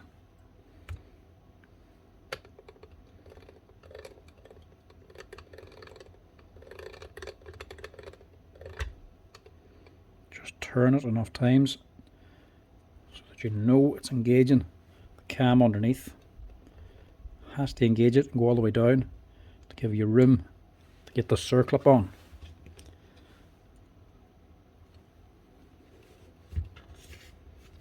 This tiny little boy here.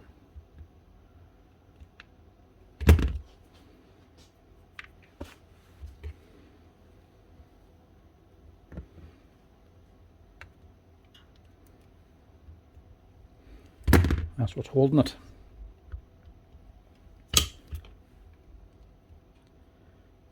Here's your roller then for driving. I did also wash this out as well, just in case there was a wee bit of black stuff up in here, so just wash the whole thing out. Better safe than sorry. Get a bit of stuff in there.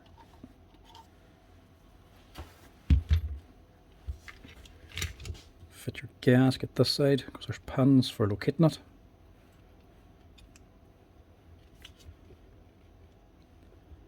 And just match these two up. Make sure the holder's all the way to the top, as well as your roller. Now this black part here has to slide onto the housing. That has to line up first. Push it down and in.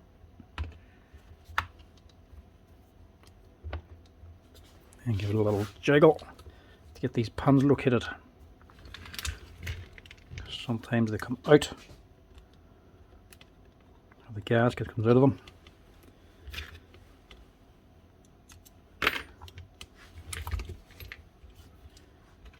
Now, hopefully, I should have her running a bit smoother.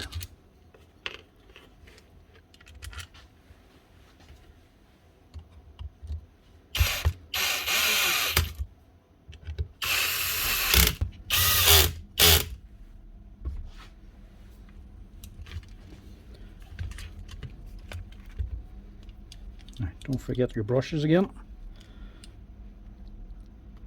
I'm going to just reuse the same ones. There's not much point in putting more money into it. The shaft of that armature, worn the way it is.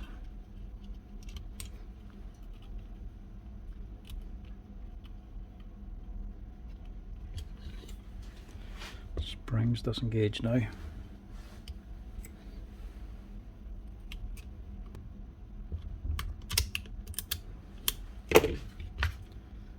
Pop that on.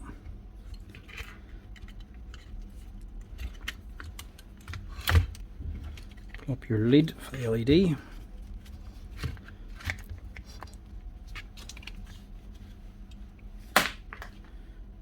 Just secure that for now.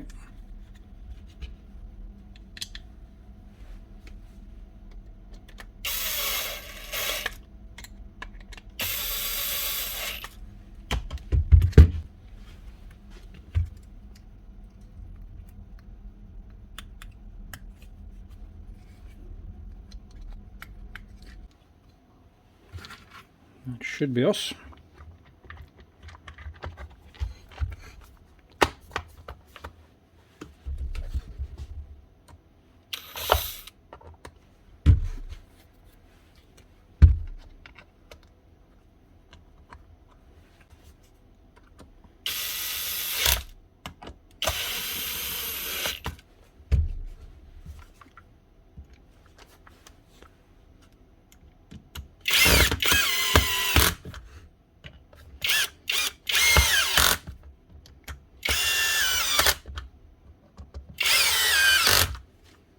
Now, what does it sound like now?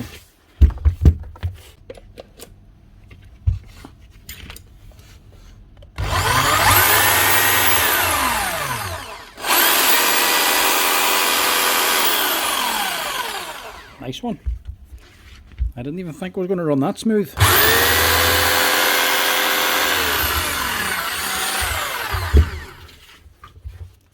Take it still holds the blade anyway.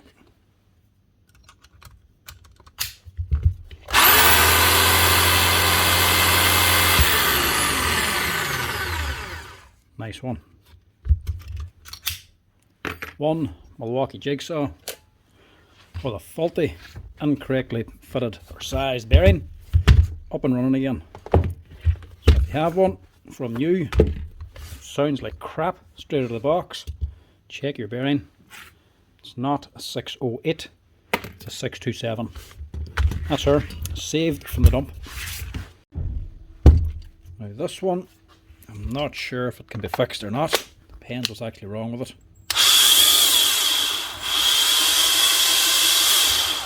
If it's a bearing, we can easily change that and it'll quieten it down. But if it's the armature starting to go, making that whirling noise, if the brushes are making bad contact and the armature's going bad, that might not be worth fixing. We'll not know till we open it. Because at the minute it kind of sounds like both.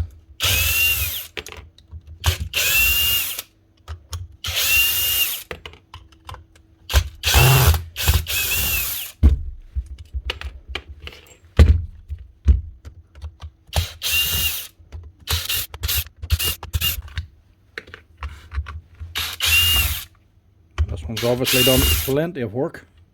The rubber overmolding, it's all starting to pull away. It's called chemicals, probably brake cleaner, stuff like that. I've got none. I started eating it.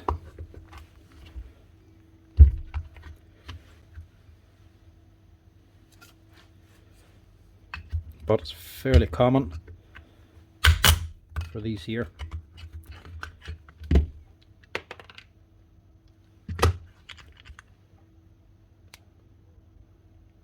Now, might be able to save her. Wee bit of corrosion. Maybe rubber dampers are all stuck. She's a bit dirty, but otherwise alright. But the corrosion is starting to set in. But it's the corrosion on the brush holder, that's the main thing. Well, that bearing's not great. Not gone. But there's the noisy one. So it has a bearing. Not so bad. The armature is still worn. It has got quite a bit of work, but I don't think it's worn out.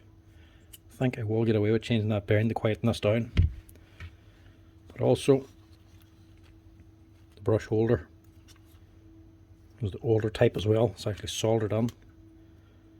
That's actually starting to go as well. Brushes aren't worn out. No, sorry, they are worn out. Looking at this side, the lead's all the way to the bottom, so that's actually gone. There's corrosion on there as well, I was going to say, so it has to be changed. But it is worn out too. Right, give us a quick wee clean out because it's so easy to actually strip apart. That's all there is actually inside of it. So clean that body out a little bit. Not that it matters that much because this is all pulling away, but we'll give it a wee fighting chance here. Clean that, and I'll change this bearing. But this one, I don't know if I can change or not. It's starting to fail, but it's not completely gone. But it's actually pressed onto the gear, not the armature.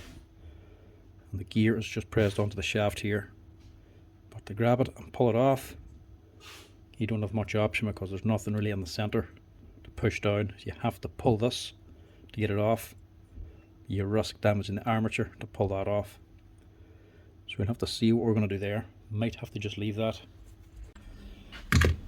Right, I want to say I don't want to waste too much time on this, but I'm already wasting too much time. Right, change this back bearing, but I'm leaving this one simply because it's too risky to take it off. You can sometimes get them off, but you only want to remove it when this one's actually gone. This one will just have to do for now. Still good enough. When they're gone, you can risk pulling it off, but the time you have to spend trying to prise this off, it's just too time consuming.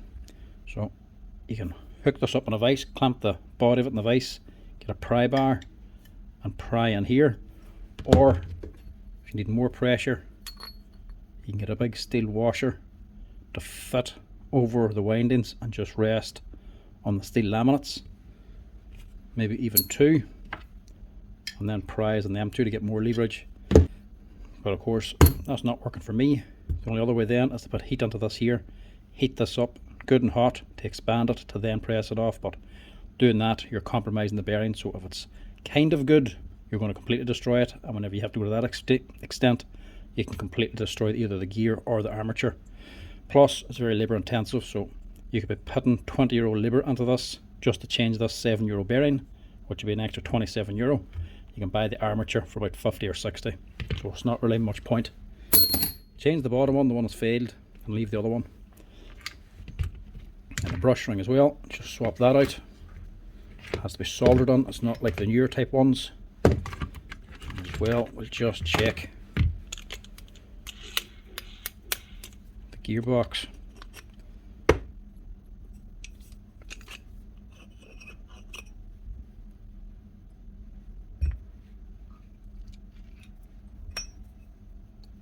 I don't think it's gone, but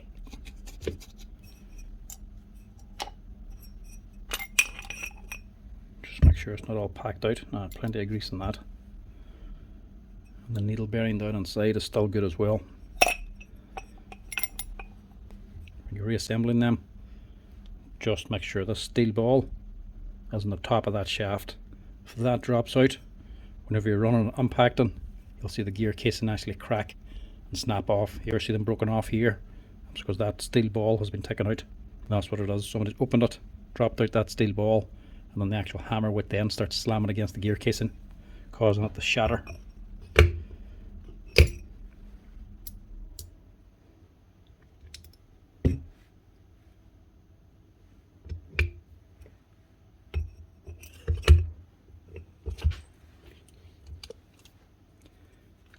So that'll be fine.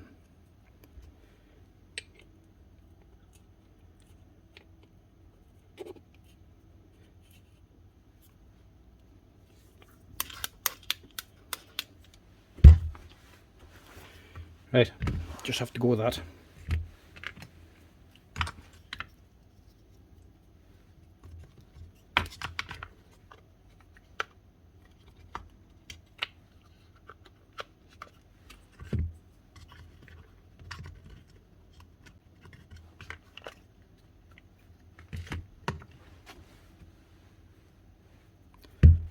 We get these little rubber or silicone packers as well.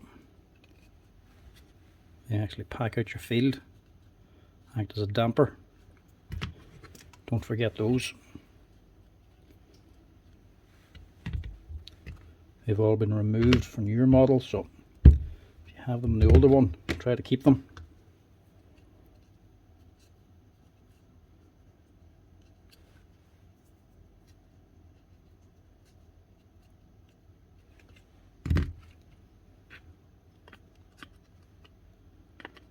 That's in there, that way.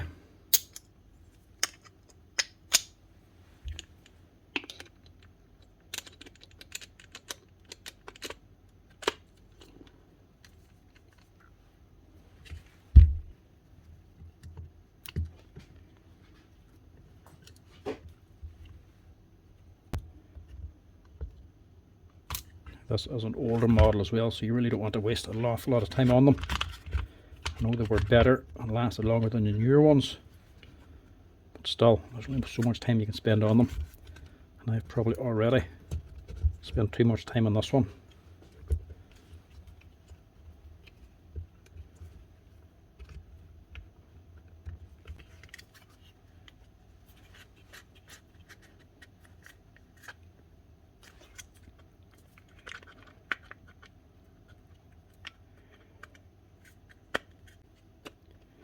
You have to make sure that brush ring goes on right.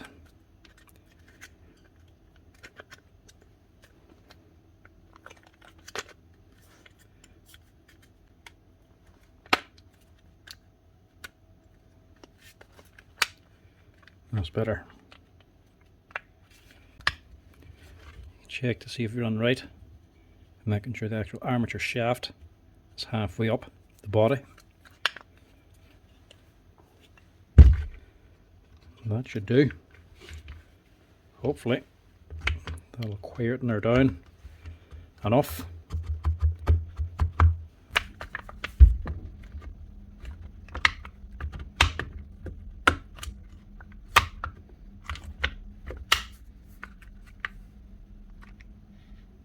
What is blocking that?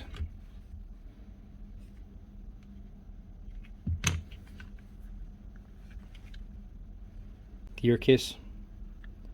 I've actually installed that wrongly.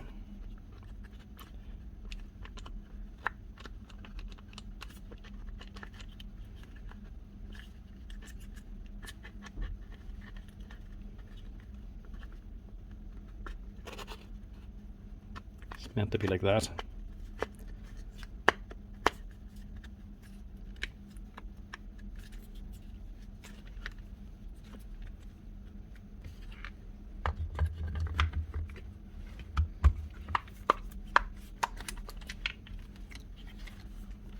Much better.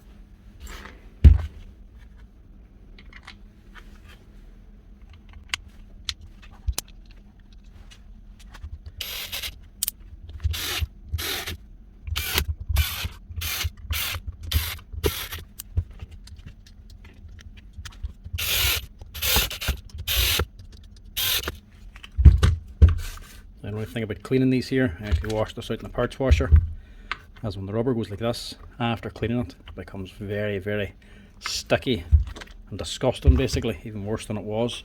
The body's clean, but this here becomes rotten. But what else can you do? Much better.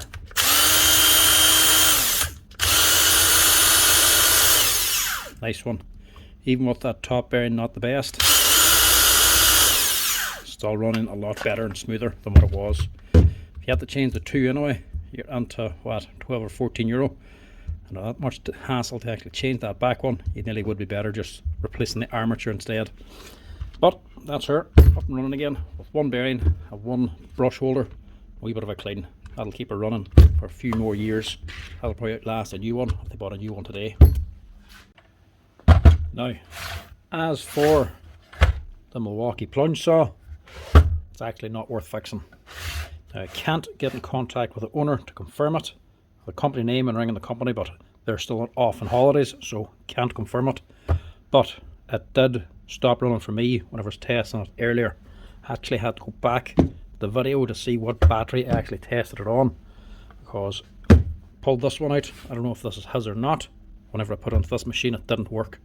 But that's the battery I actually tested it on at the beginning of the video. I wasn't even sure if it was that one or this one. It was working on this one, but it wasn't on this one. But of course now, when I go to test it again, maybe I'll do it this time. There we go. It's not working. It actually ran not 5 minutes ago. Before I started looking at it again, I tested it and it did run, and I couldn't get it to not run. I didn't think it was going to actually do it again now, but it did. That is an electronic problem. Working on that one, but not working on this one.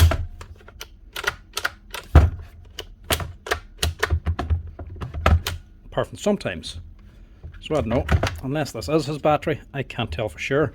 I'm going to have to leave it till I come back from holidays to ring and ask if he left on a battery as well, and what ampage it is, because you don't like asking somebody if they left a battery with the machine, because they always say yes anyway. You always ask them what ampage it is so you can actually confirm it, or don't give them back the battery at all, leave it on the shelf till somebody comes back asking for it.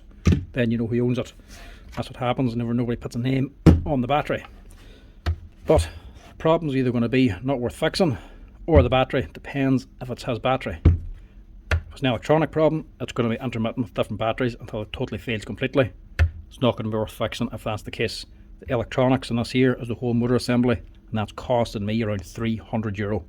The machine costs about 600 to buy, but by the time you put labour in that in it, it's going to be over the halfway mark. And to be honest, if they're failing after 2023, after just a year old, you'd probably want to buy a brand new one to put it under a long warranty again, instead of paying 300 euro a time to change the motor. But if it is his battery, the problem also could be just this battery, because it was only doing it on this one.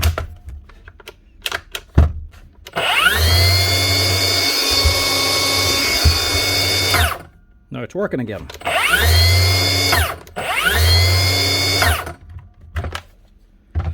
Honestly, Milwaukee stuff, I just hate working on it. so temperamental and so finicky. The quality of the stuff just does not match the price tag. I mean, 600 or 650 euro for a cordless plunge saw, and you're basically only getting just over a year out of it. And this has done absolutely nothing. Plus these bigger batteries, they can also be troublesome on their own too. I would like it to not run on one of these two as well, to confirm which it is.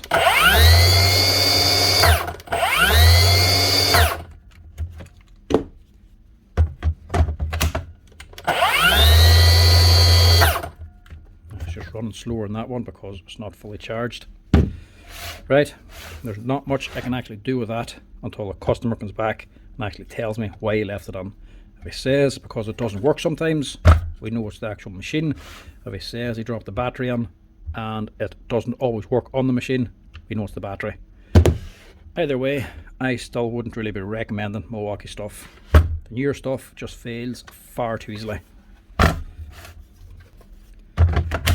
quality of the actual tools themselves does not match the price tags.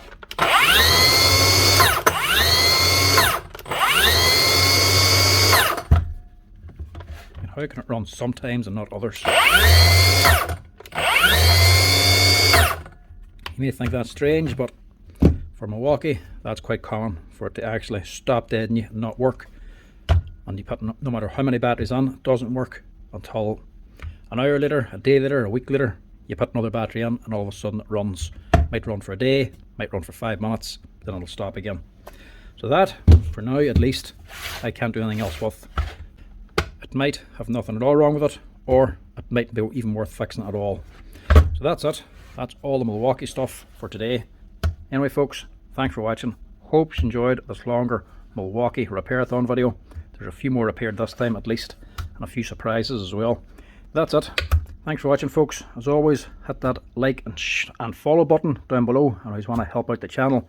Hit that share and subscribe button as well. Cheers. Thanks for watching.